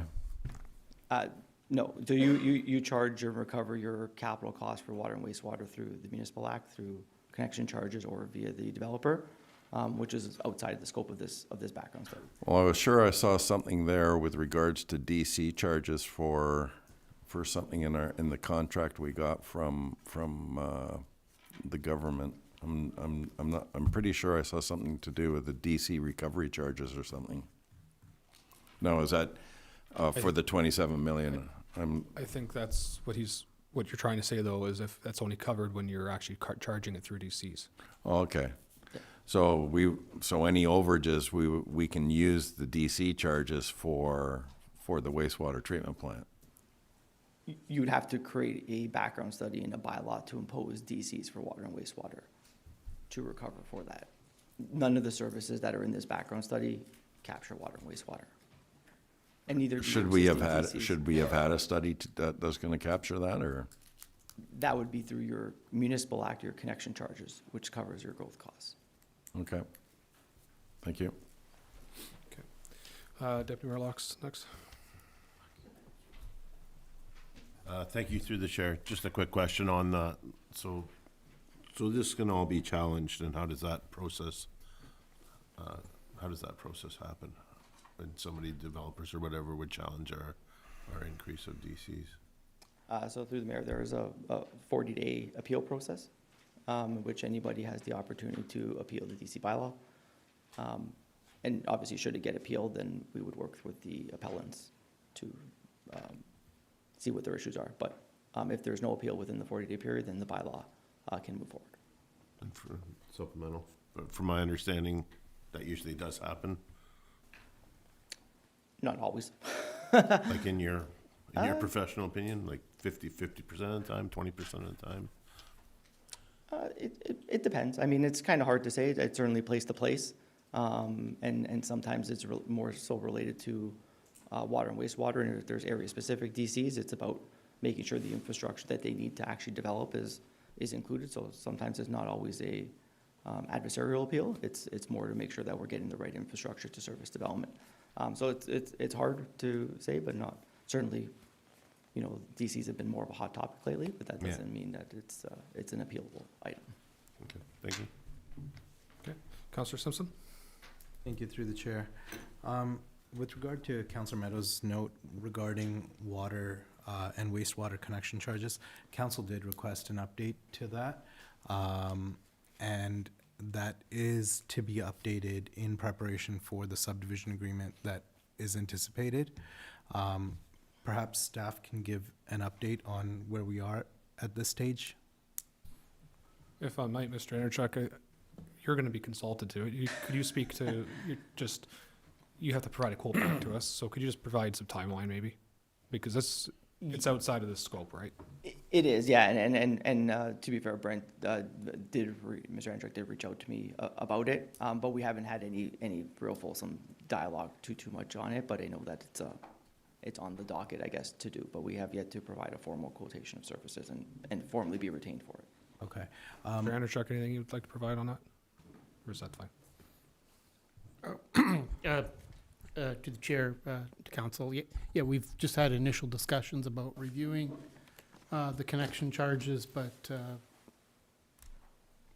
Andrew's been very busy, and we are going to have a sit down and discussion in terms of the cost and timeline for doing the review for the connection charges. Councillor Simpson. Thank you. I just want to place on the record that I will not be I will not be able to approve any subdivision agreement without those updates being done. Another concern that I had, which the mayor raised just now, was with regard to indexing and the updating of the DC rate. In the last Colgan subdivision, there was an issue where the development charges, the new development charges with regard to the Tribute Homes subdivision was to be approved and in place by September. That did not happen. And then the subdivision agreement was signed in November. The subdivision agreement was signed before the enactment of the DC charges bylaw, which meant that the municipality lost, and we're a smaller municipality, so $2 million is a lot of money for us. We lost that money on that. I don't want to be in a similar situation. I want to ensure that we can collect the monies that we need to collect from the developers in a timely manner. With regard to the indexation schedules, I do want to ensure that the fastest indexation that is available to us is used. And could you perhaps provide some more clarity on that timeline on indexation? So through the chair, the DCs are adjusted regularly through the indexation process, and it's usually once a year. So with the background study being done, your next update would be technically in 2027 for an index. Yeah. Additionally, I noticed that since our last meeting, where 18 million in period expenditures were calculated, we are now looking at about $26.9 million in period DC recoverable costs. Is it possible, and I know you may not have this on you right now, maybe at some point if you could send out an email to council so that we have a breakdown of that, of the projects that are included within that? That's in the background study, right? Are you referring to the 26 million? That what projects? 26.9, yeah, the in period. Oh yeah, that's in the background study. It's in the background. Yep, Okay. absolutely. Yep. Within the back, every service area has the capital program. Okay. And identifies the projects and the share that's related in period, and that's identified in the background study. Thank you. No problem. Councillor Cox. Yeah, through the chair to Andrew or the CAO. Can we up the priority on the connection charges review? Like, I know you've had your initial meeting and you've been busy, but can we up that priority on actually sitting down to actually go through all the documents and start doing a report for our connection charges? Yes, I mean, I think the short answer is, Really I'll talk to the staff CAO, and yeah. So the short answer to that to the CEO is yes, but again, Andrew still, the firm still has to provide a quote to do the work. So they got to understand what the scope of work is before they quote. So Chris, I think you can hop on that one to see what timelines you could speed up on. Through your worship, as noted, we'd be asking Andrew. So he's given you an answer just now. That would be the answer that I'm sure he would be giving me. All right, thank you. Follow up? Yeah, supplementally, if you need the scope for the report, that's where the staff aspect comes in, and I'd just like to ensure that that is on our radar and bumped up on the list, because I think it's a very crucial component of the development going in Everett, and we should definitely cross our T's and dot our I's, right? Okay, thank you. Councillor Meadows? I was just going to say the same thing, that we should be looking into this ASAP, because I believe we're coming up into lame duck. I believe it is in July. Is it July, August? And if we're going to have a report done for this before then things are going to have to move fast. I mean, we've got 3 more meetings. And the subdivision agreement, does anybody know when the subdivision agreement is coming forward? Mr. Calamita?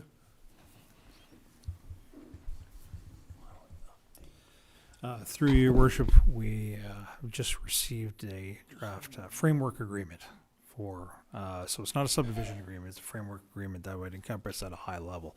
So we're going through that. Also should be noted that, as previously noted, the R&M Homes portion of Farsight, their development charges and processing fees are paid, were identified through OLT to be paid for at building permit issue. And again, there is a option in the new provincial legislation that could be deferred to occupancy permit.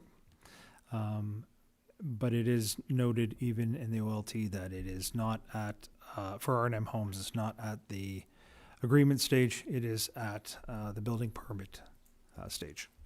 And it is the DC bylaw in effect at that time of building permit stage. So I just wanted to reiterate that for those who forgot. So it is, again, for the R&M homes, that's where it is. And as noted just now, the wastewater plant isn't up and running yet, so it will be some time before building permits are being requested for those.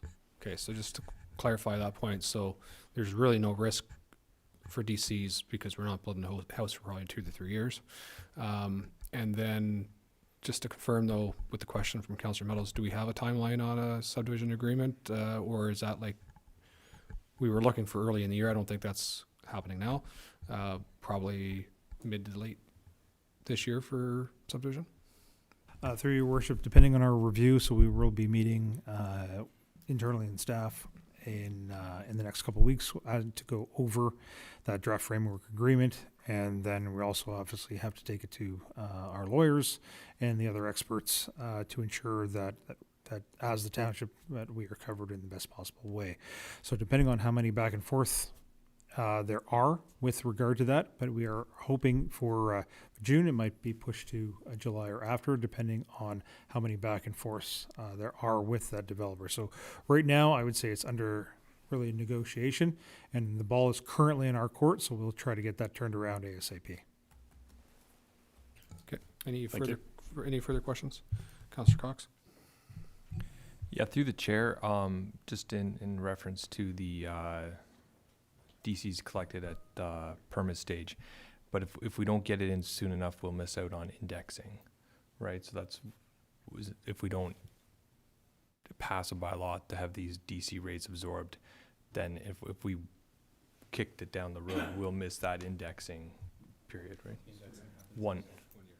So yeah, that's where I would think there'd be more of a priority, right? So we don't miss an indexing period. That's it. All right. Thank you. Appreciate it. All right, so it is now 9:31 p.m. and I will close the public meeting.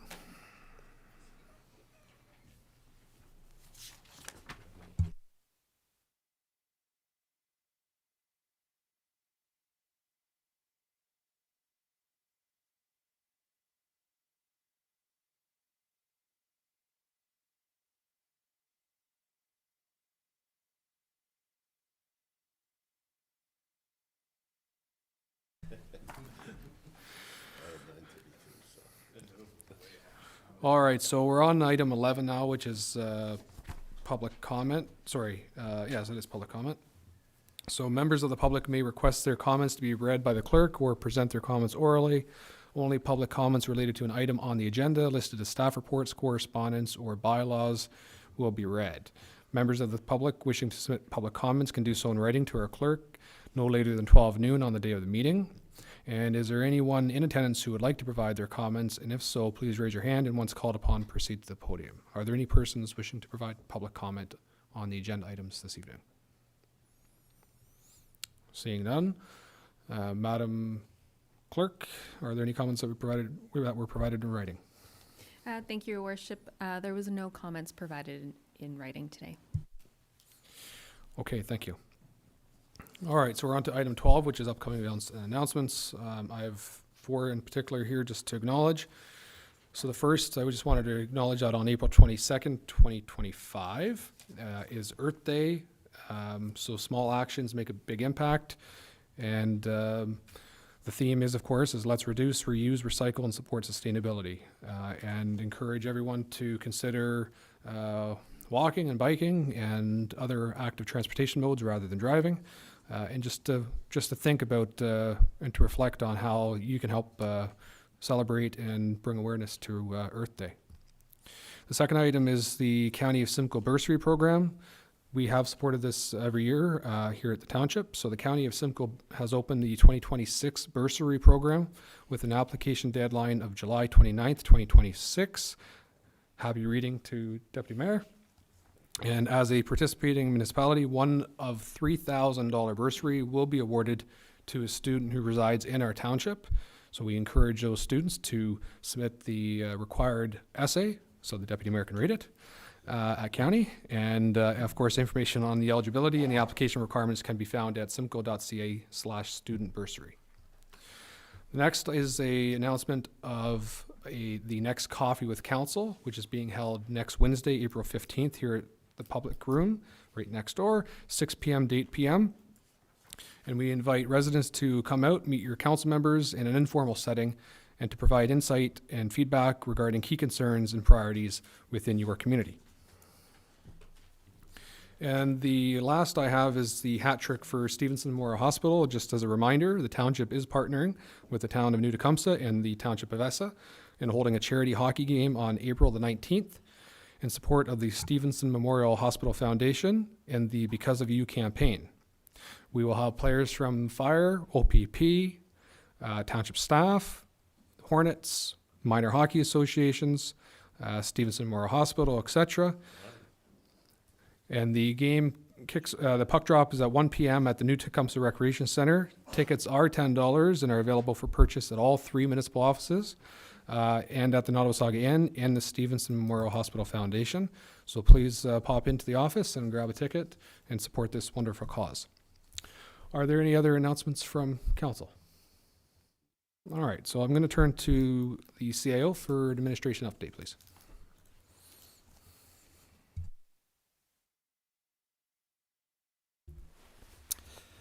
Through your worship, thank you. Because the first one we'll tackle is the one that was requested earlier by Councillor Meadows with regard to 2 topics.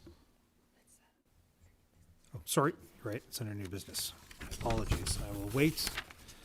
I'm sure everybody else will wait with bated breath on that one. Just a couple things. As was mentioned earlier, there is a provincial South Simcoe Growth Area Review that is being done through the Environmental Registry of Ontario, the ERO, and that's related to potential growth areas all across Simcoe County, but more in particular in Adjala-Tosorontio.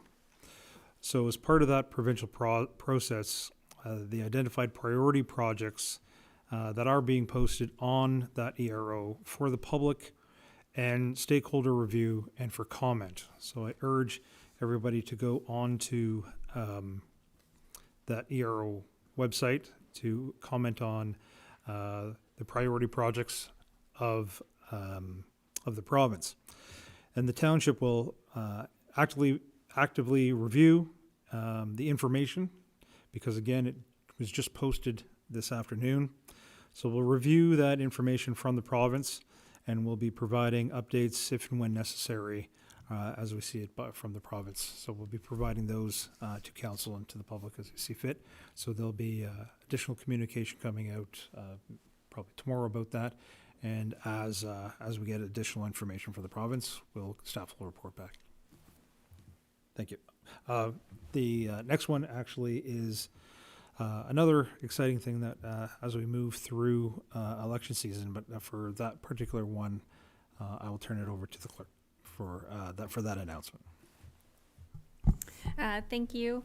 In preparation for the upcoming 2026 municipal and school board elections, I just wanted to make an announcement that on April 23rd in the public room at the Municipal Center from 6:30 to 8 p.m. there will be a candidate information session that will discuss why to run for council, the role of a councillor, and other key items to consider before registering in the election.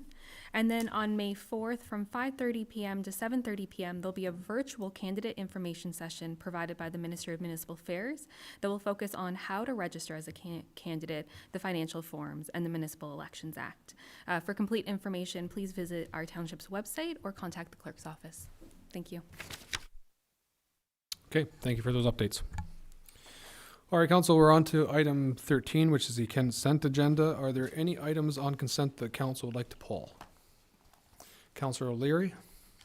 13.6, 13.7. Okay, thank you. Any other items? All right, I'm going to pull 13.5 as well. Okay. So the recommendation is that the consent agenda recommendations 13.1 to 13.4 and 13.8 to 13.9 be adopted as presented, and that staff be authorized to take all necessary actions. Do you have a mover for that recommendation? Deputy Mayor Locke, seconded by Councillor Cox. All in favor? And that is carried.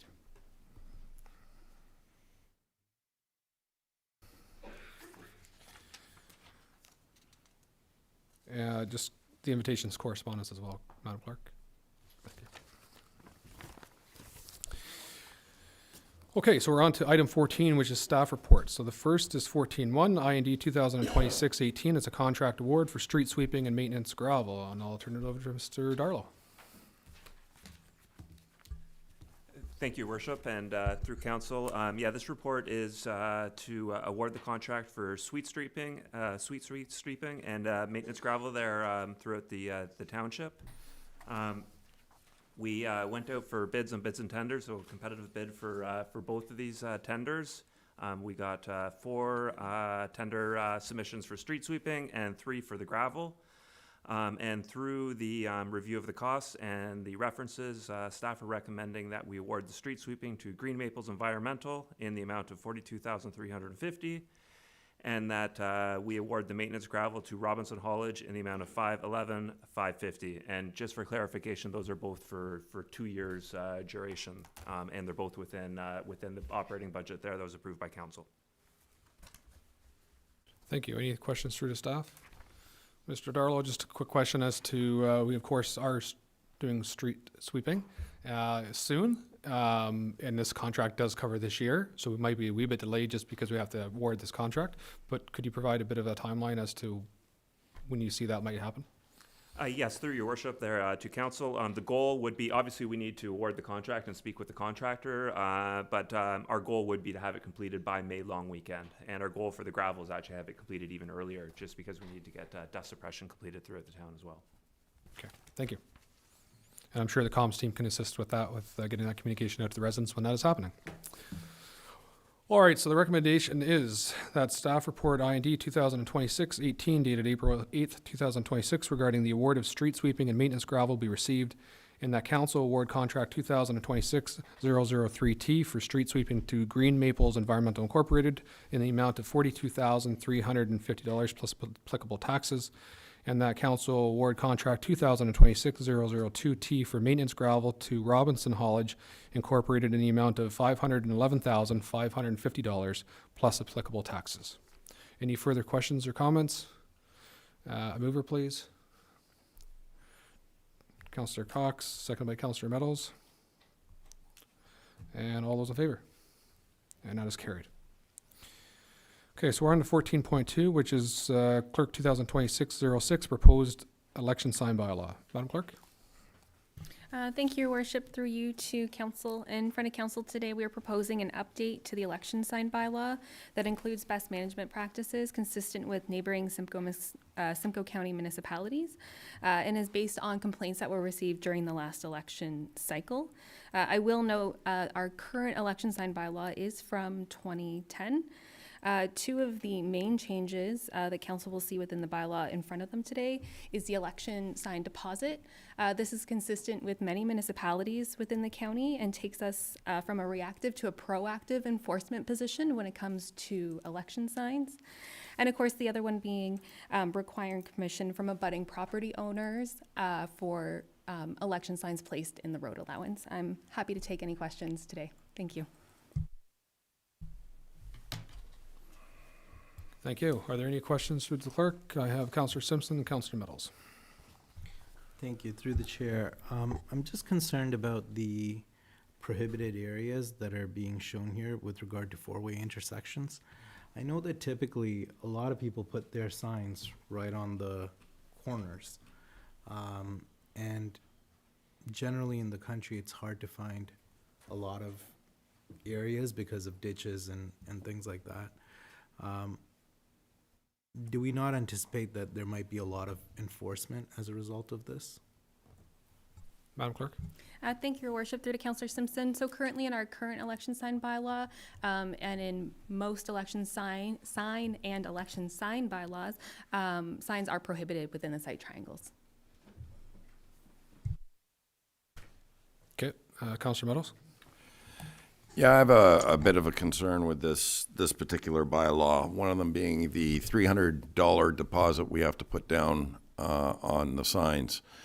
I know you're saying it's a proactive approach, but here's my problem with the situation. I know in the last election, I had my signs being moved consistently. So all you need is somebody to move your sign in somebody else's spot, or start moving them around, and you'll lose $25 every time somebody moves your sign.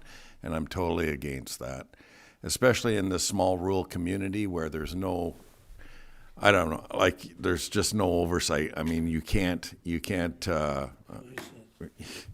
like there's nowhere to put your signs on a lot of the roads, for one. To go 3 feet into a ditch, now you're saying that we're gonna, like, if we put a sign in the right of way on let's say it's a 100-acre farm laneway or ditch along his field or whatever, we have to get permission from the farmer. A lot of these farmers are renting. We got to go to the property owner to get a decision on the signs. I don't know. I see a lot of flaws in this bylaw. I can't support it.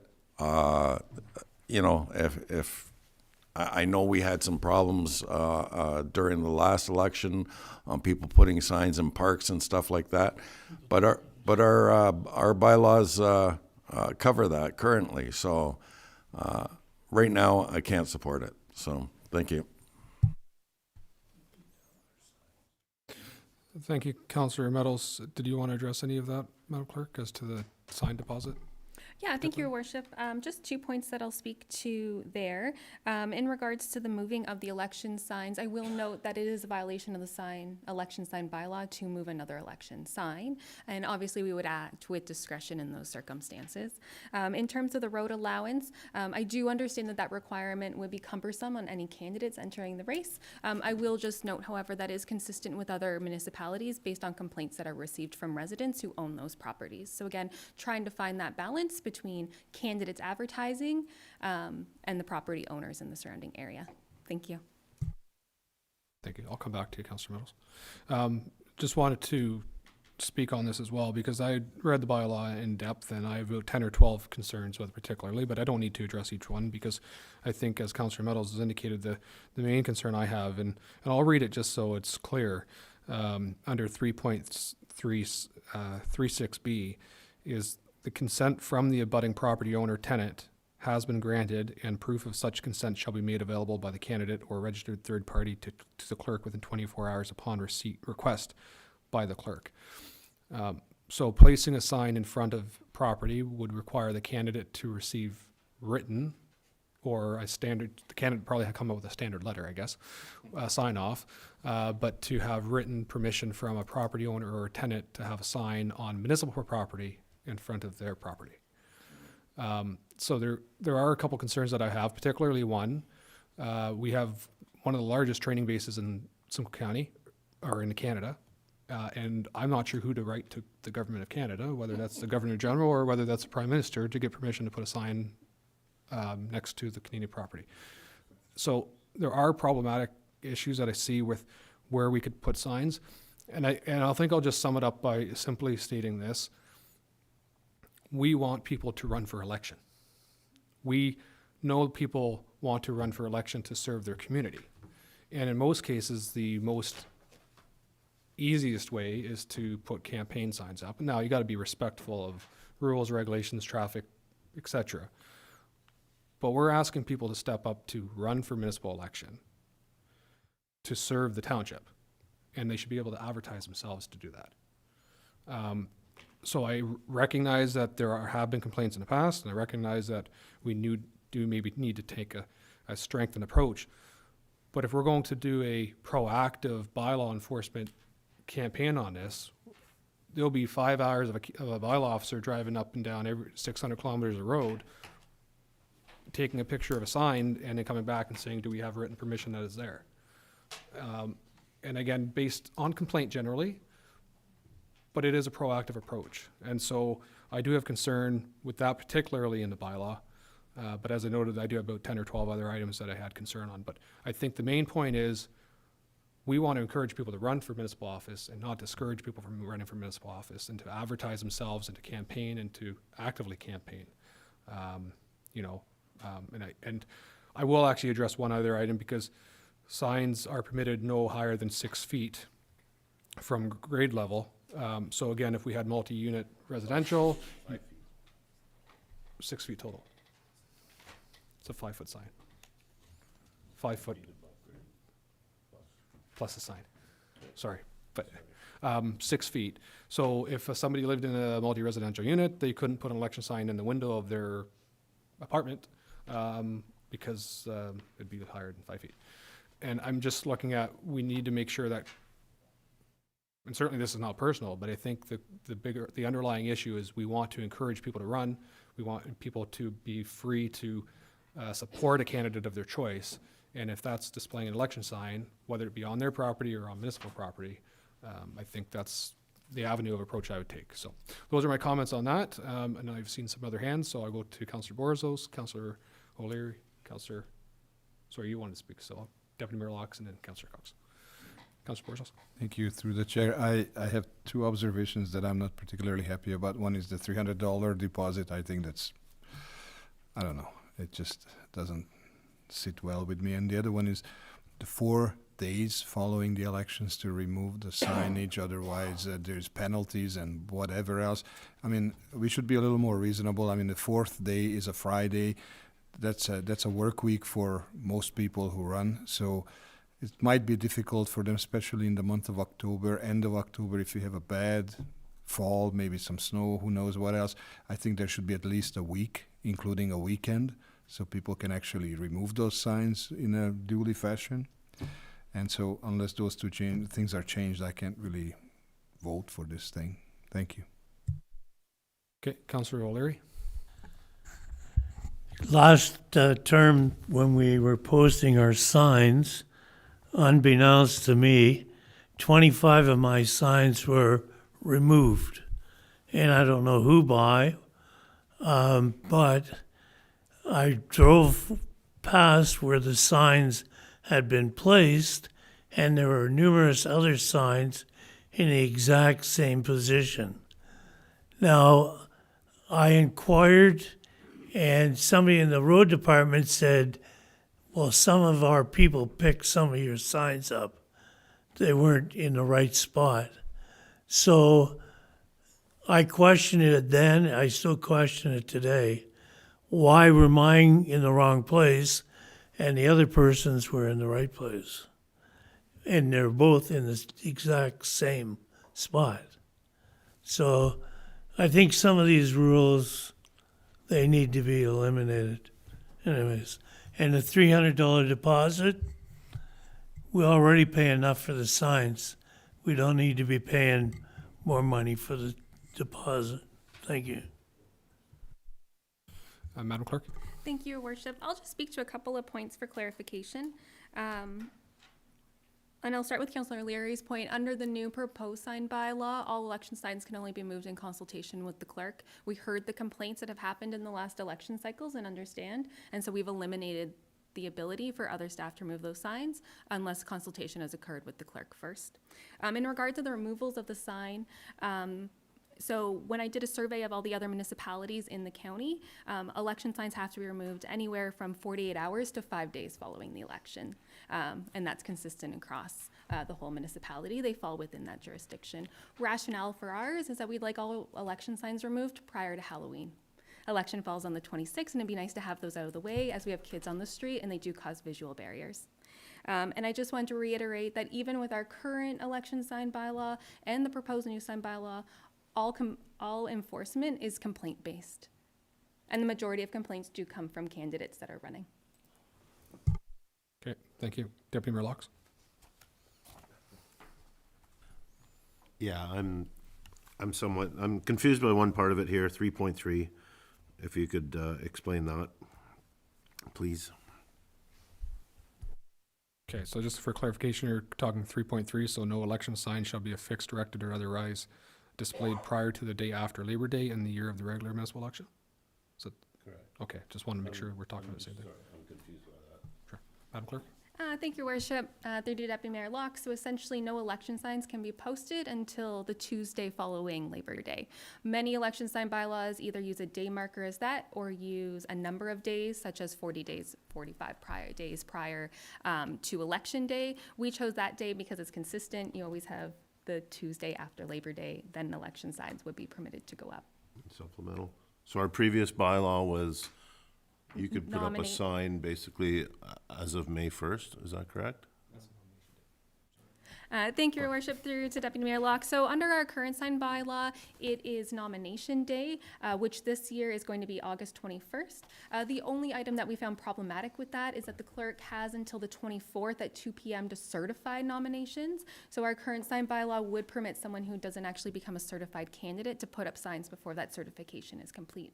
It also doesn't permit any time, if no candidates register in a race, we are allowed to keep the nomination period open for additional days. And so our current side bylaw, again, doesn't account for that, where the day after Labor Day would account for all of that to be taken care of.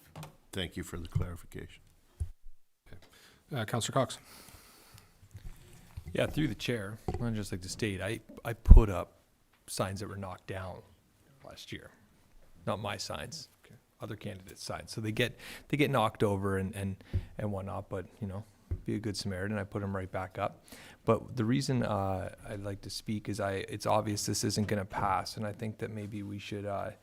I'd like to put a motion to send it back to staff and give council time to email all their concerns to the clerk, and then adjustments be made accordingly. That's my motion. Can I, before I entertain that, like my suggestion would be just to not accept the bylaw and keep our existing, because it works. There might be a few flaws in it, but I'm fine with that. Councillor Meadows? No, I'd just like to say, and there's no oversight when it comes to people knocking down your signs or stealing your signs or whatever, because I found 20 signs in somebody's green garbage bin of mine, called the police did nothing, nobody did anything. So if there's no repercussions for knocking down your signs, what's the point? So I agree. We should just go with our current bylaw that's in place and move forward. Thank you. Okay, any further comments? Okay. All right, so the motion then on the floor, let me just get back to my agenda package, is that staff report CLK 2026-06 dated April 8th, 2026 regarding proposed election sign bylaw be received, and that council consider the necessary bylaw to adopt the proposed election sign bylaw attached as attachment 1. Do I have a mover for that motion? I do not. Okay. All right, so that takes us on to item 15, which is correspondence. And we have 3 items of correspondence. So I'll go in order, and I guess that would be the first item as I pulled. So 13.5.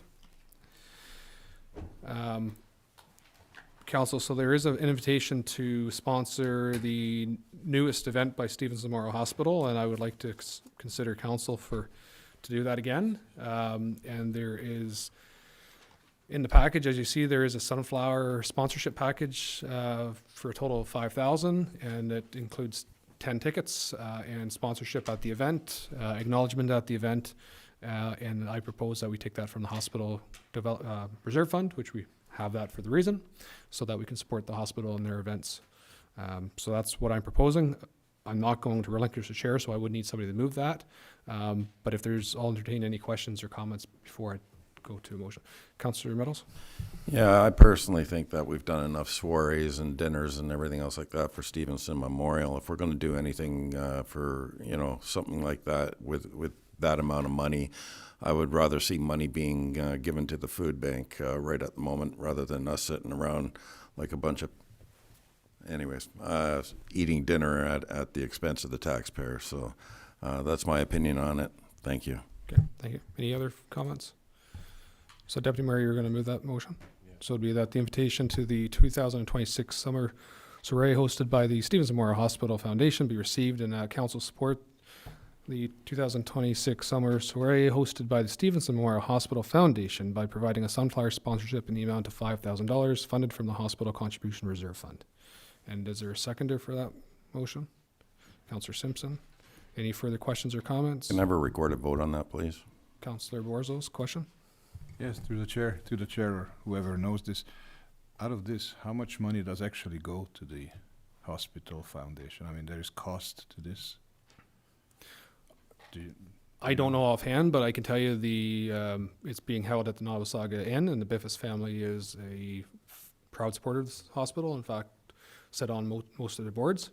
So I don't know if they do provide any service there, but I would expect that there's they donate the time or the facility? I would expect there's a considerable amount going to the hospital through this event.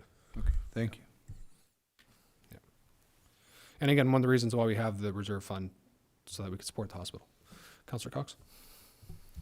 Yeah, through the chair, could we just not give the $5,000 right to the hospital? Like bypass the middleman and the dinner?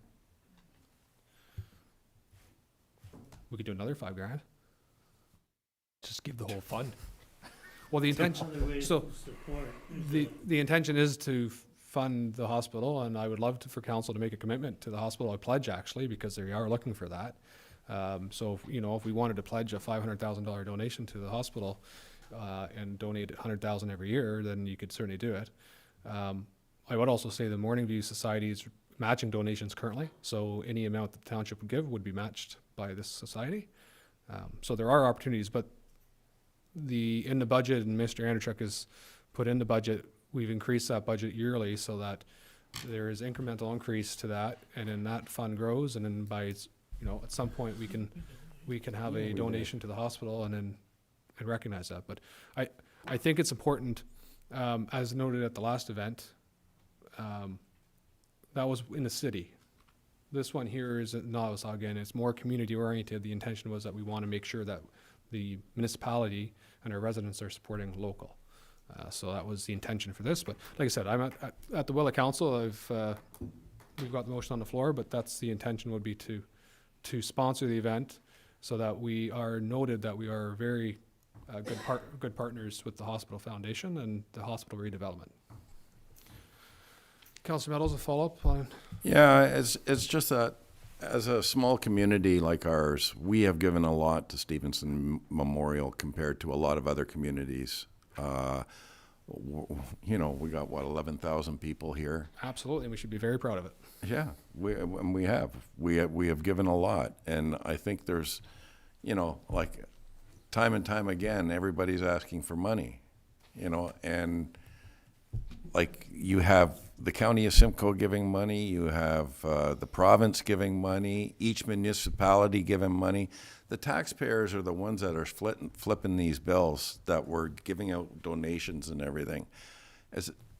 When's the province going to step in? The province needs to give more money for these things, and if we keep subsidizing all this stuff, then they're going to just keep not giving.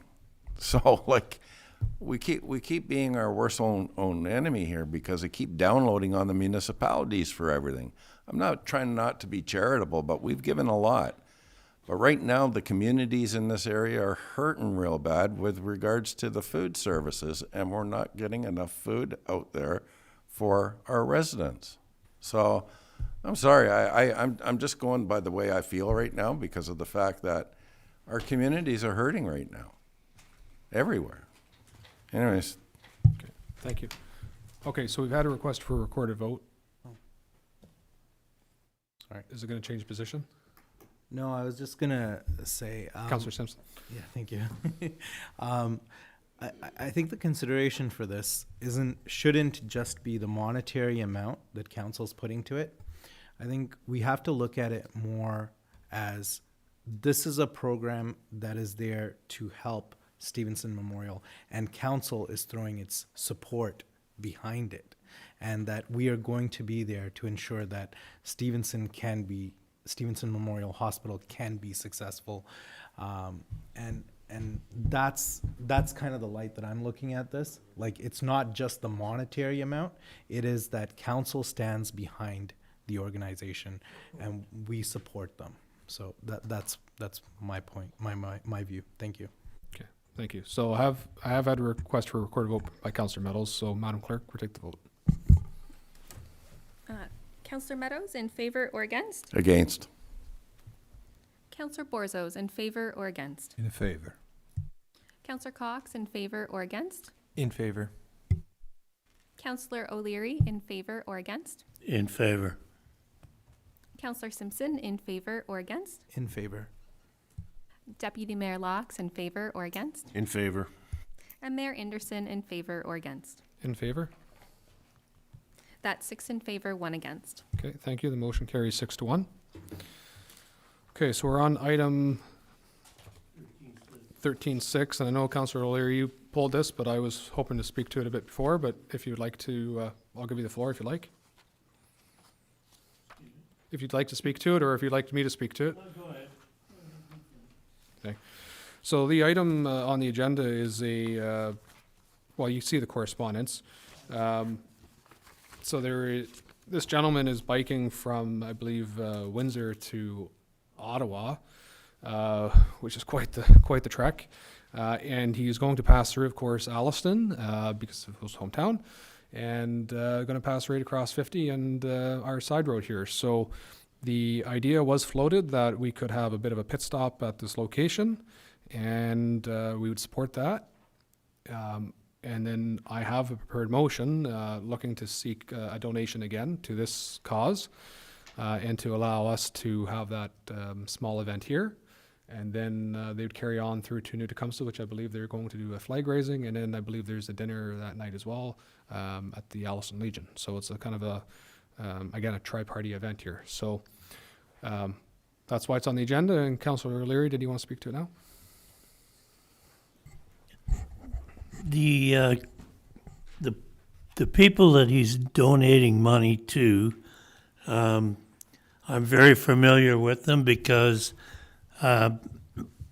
prior to excuse me, prior to being on council, I did safety work for the Carey's Places for the autistic, and the reason I brought it up or wanted to bring it up was I wanted everybody or more people to be aware, because a lot of these kids are considered unemployable, and Carey's Place makes them or helps them fit into society, doing jobs that they normally wouldn't be able to do if we didn't have places like this for them. Like they bag groceries, they get shopping carts, like they do jobs, and they become very proud of themselves. They become very pleased that they've accomplished something, and I think it's important that we donate to this and support them, because our government gradually has been reducing the sponsorship and funding for autistic children in our school system. So I think it's up to us as a community to help support them. Thank you. Thank you, Councillor O'Leary. So I do have a prepared motion that I'll read, and if anyone would like to move it. So it's that the correspondence from Adam McCracken regarding the Autism Heroes road trip be received, and that council provide a sponsorship in the amount of $5,000 to the Autism Heroes road trip and the purchase of related merchandise to be funded from the Working Fund Reserve, and that the township facilitate a pit stop for the Autism Heroes road trip at the municipal grounds, including the use of the municipal walking track, and permit the use of appropriate township resources to support the pit stop. Is there anyone that would like to move that? I'll give you the opportunity. Councillor O'Leary, seconded by Deputy Mayor Laux. Any further questions on this item? On all those in favor? And that is carried. Okay, we're on to item 13.7, which is correspondence from the chairperson of the Simcoe County District School Board with regards to protecting local voice in public education and the trustees. Councillor O'Leary. I think this is very important and significant because they're reducing the information to the local boards by reducing the trustees.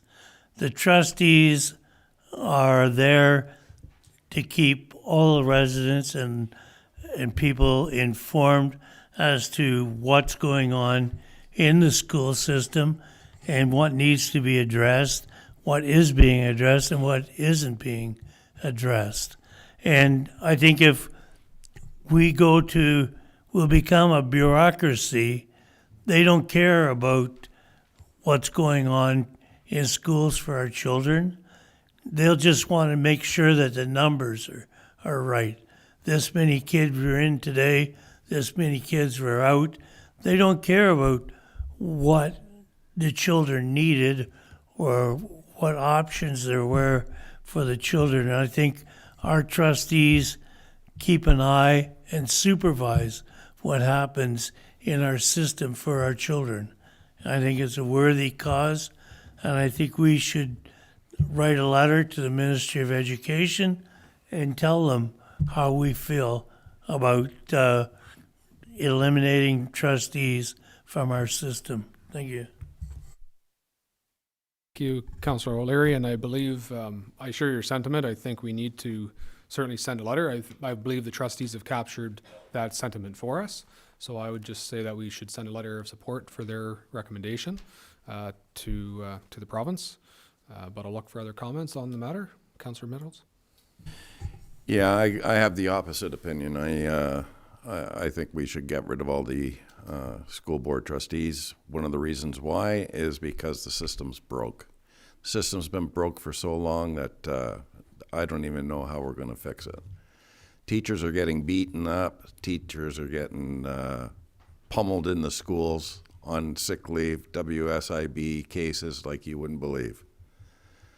And these are things that nobody's talking about. Nobody's talking about it in the media.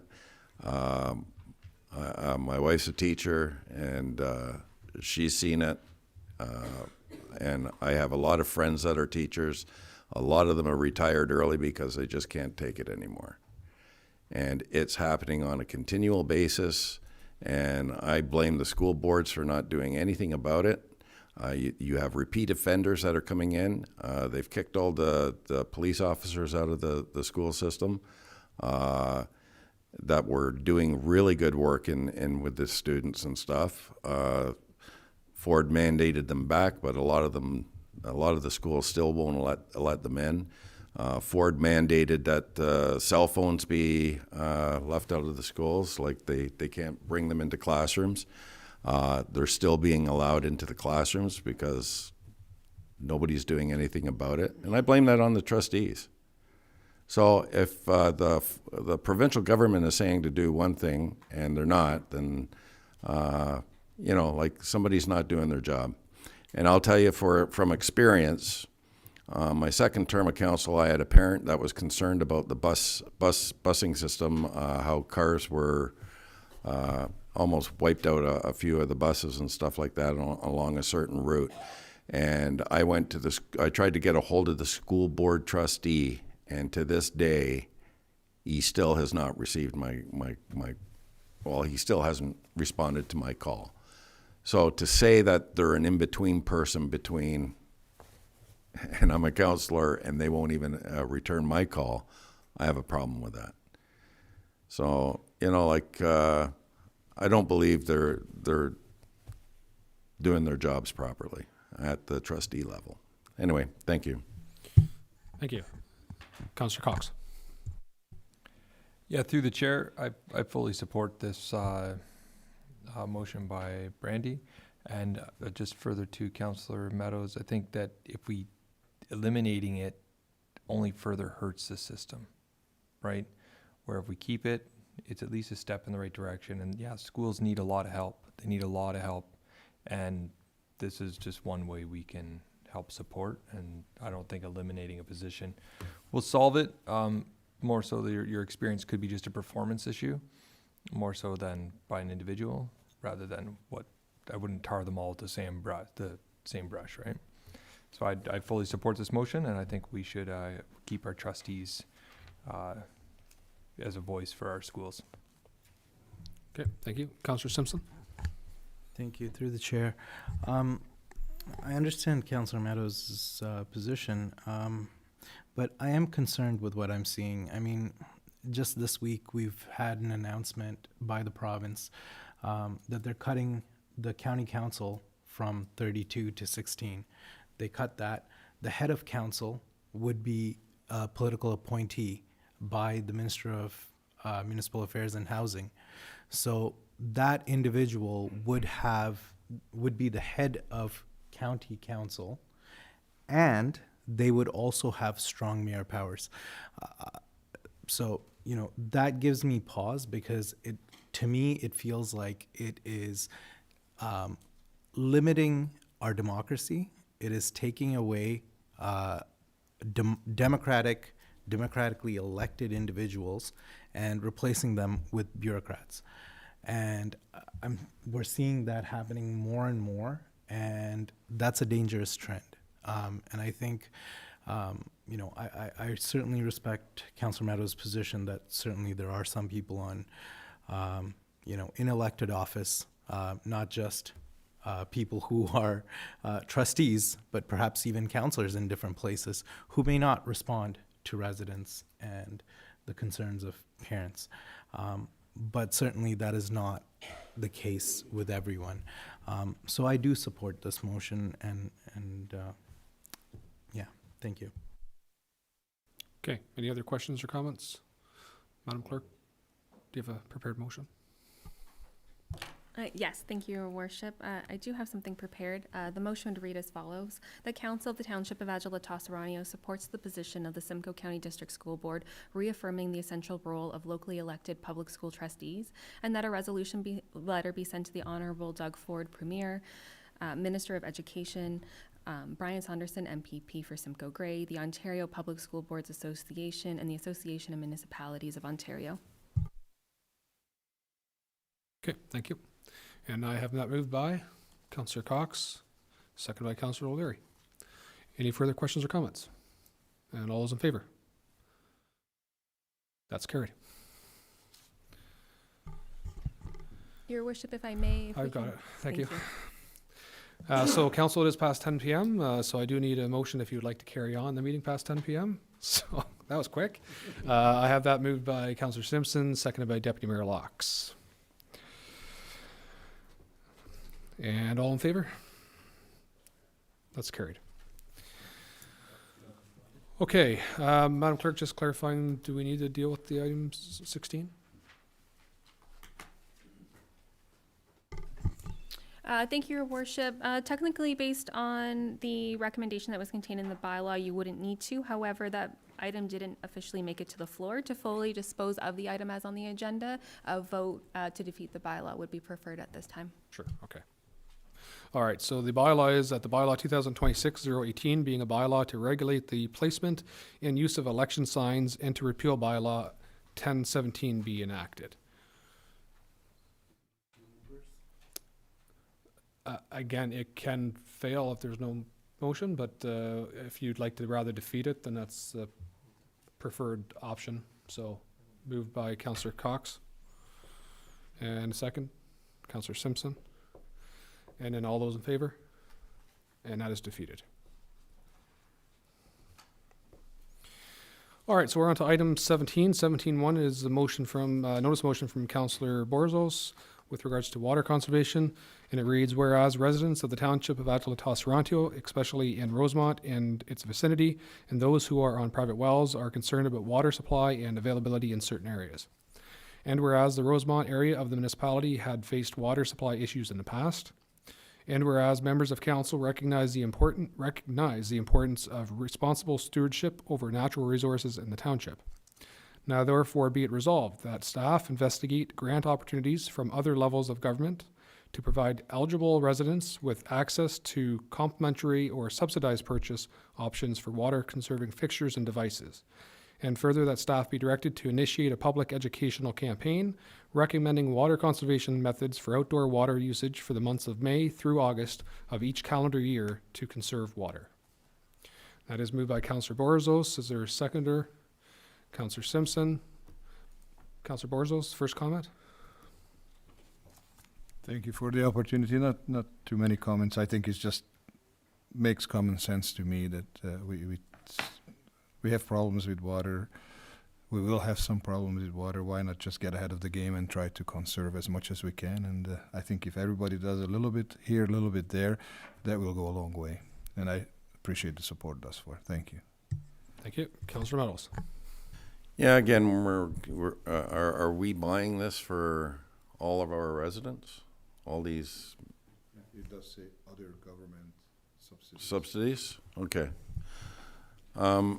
So just to clarify too, it says to investigate. Investigate, okay. So we're not buying anything. Okay, no, I was just gonna say, maybe we should get some costing on stuff, before we, before we, go ahead with that, but, since it's just investigate, then, Other governments. and other governments, I'll support it. Thank you. Okay, any further questions? And all those in favor? And that is carried. Yes. 1 and 2. Sorry. Yeah. All right, are there any other notice of motions for consideration to go on next agenda? Seeing none, we are at item 18, which is new business. So we did add the one item, so it is a verbal update. It is with regards to the 6th concession, so I will give the opportunity to the CIO and to Public Works to comment. But again, we are looking at just the confines of the 6th concession for discussion. We're not looking at the bigger picture of Everett. So just particularly an update on the 6th concession, please. Through your worship, it's also my understanding that it was just an update also on the earthworks agreement. Just to note With that regards it to was, the 6th concession. yeah, so it was, as everybody knows, it was passed by, that earthworks agreement was passed by council. Back in January, it was executed by the developer on, and sent back to us on March 23rd. With regard specifically to concession 6, unbeknownst to staff, trees were cleared on the right-of-way, on the road right-of-way, so the 66 feet, up to the future area of the wastewater treatment plant. We have been told that no additional work will take place until sometime in May. And we have been assured by the developer, the third party, that the township will have due notice at that time so that we can then communicate out with the residents and council. And just to note that previous NVCA approval was given many years ago.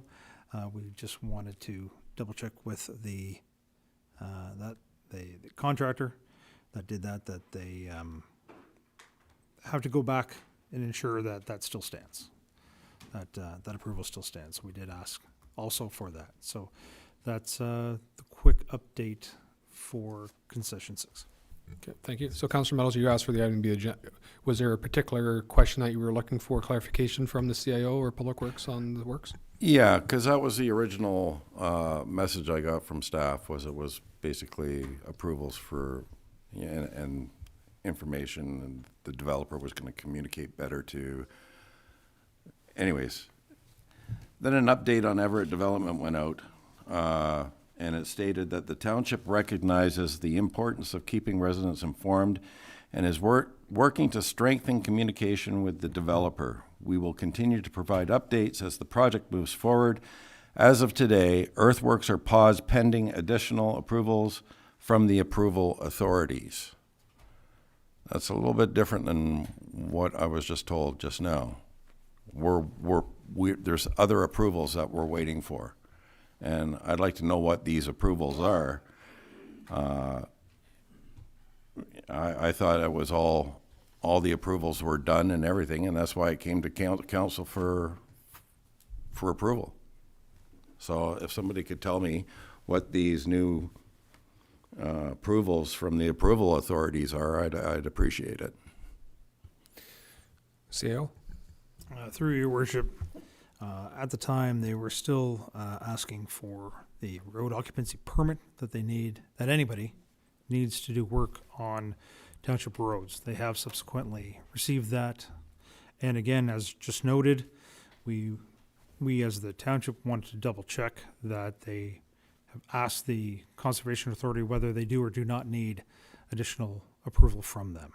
So we're still awaiting that. And so as noted, it was previously approved. We just don't know if that approval has been lapsed or not. So we passed an earthworks agreement not knowing that all the approvals have gone through. No, that's not the case. What happens under regular circumstances is that the earthworks agreement is approved, and normally the contractor knows, or any good contractor who's ever worked on any municipality on any road should know that they need to come into the municipality to get a road occupancy permit. Any contractor, any person needs to come into their municipality to get a road occupancy permit to do any works on their road, whether it be an open road allowance or an unmaintained road allowance. It does not matter. Thank you. Councillor Borzos? Yeah, through the chair. Aside from all regulatory requirements and what needs to be not what permission we need or not, but could we look into and erect a big sign at the front of the road there at the corner of County Road 5 and Concession 6 that shows maybe a artist rendering of the wastewater treatment facility and just puts it in a few words what is happening there? Is it something that we could possibly do, like a 4x8, or I don't know, maybe the province wants us to put some signs up there that they give us a whole bunch of money, so. Through your worship to the councillor, that is mandated by the province under the TPA, is to have the provincial signs up, noting what the project is, how much money was spent. There's actually specific signage and sizes for particular logos, etc. So that's all templated, and they are expected for that to be put up. We have also, in addition to that, asked the developer to put up additional signs with respect to additional communication, such as what Councillor Borzos just said. So we have already asked for that to be put up and are just waiting on the renderings to be approved by ourselves. Just a quick supplement and an approximate ETA for all this?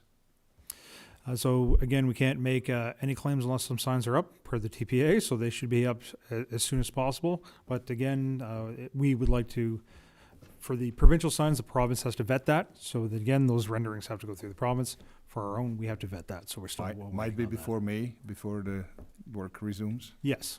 Thank you. Okay, any further questions for clarification on this? Okay.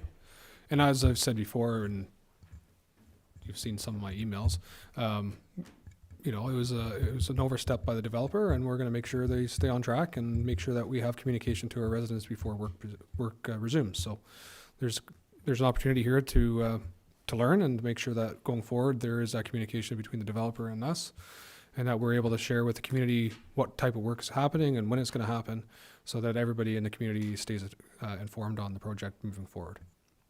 So I do appreciate the work that staff have put into meeting with the developer and the engineers to make sure that does continue. Councillor Meadows? Who gets the wood that's been cut so far from that area? Like who? They dispose of it. It's up to the developer, and as far as I know, it's still sitting on site. So they would they would truck that off as their case would be. 'Cause- no. I'm just asking because I didn't know if there was any money in any of that for salvage or. Yeah. Okay. CAO, if you wanted to provide comment. Through your worship, yes, the mayor is correct. It is sitting stockpiled on their lands right now.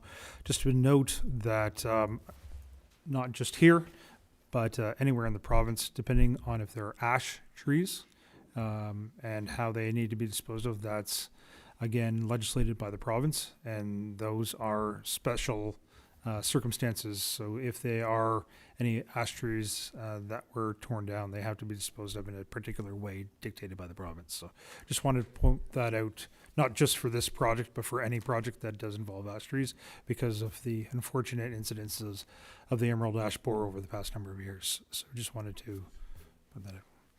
But again, the plan right now is for those to be chipped out and hauled off site in May. Again, we'll be updated. We have asked for a fulsome plan. The director has asked for some fulsome plan, and the manager of engineering. And so when we receive that, we'll be putting that out to members of council and the public. Thank you. Okay, thank you. And I do appreciate the indulgence of staff to provide comment tonight on that. All right, so there is no other business except for the confirmation bylaw. So there is bylaw 2026-019, confirmation bylaw, that the bylaw 2026-019 being a bylaw to confirm the proceedings of the council of the township of Adjala-Tosorontio at its regular council meeting held on April 8th, 2026 be enacted. A mover, please. Councillor Borzos, seconded by Councillor O'Leary. And all those in favor? And that is carried. And we are adjourned at 10:30 p.m.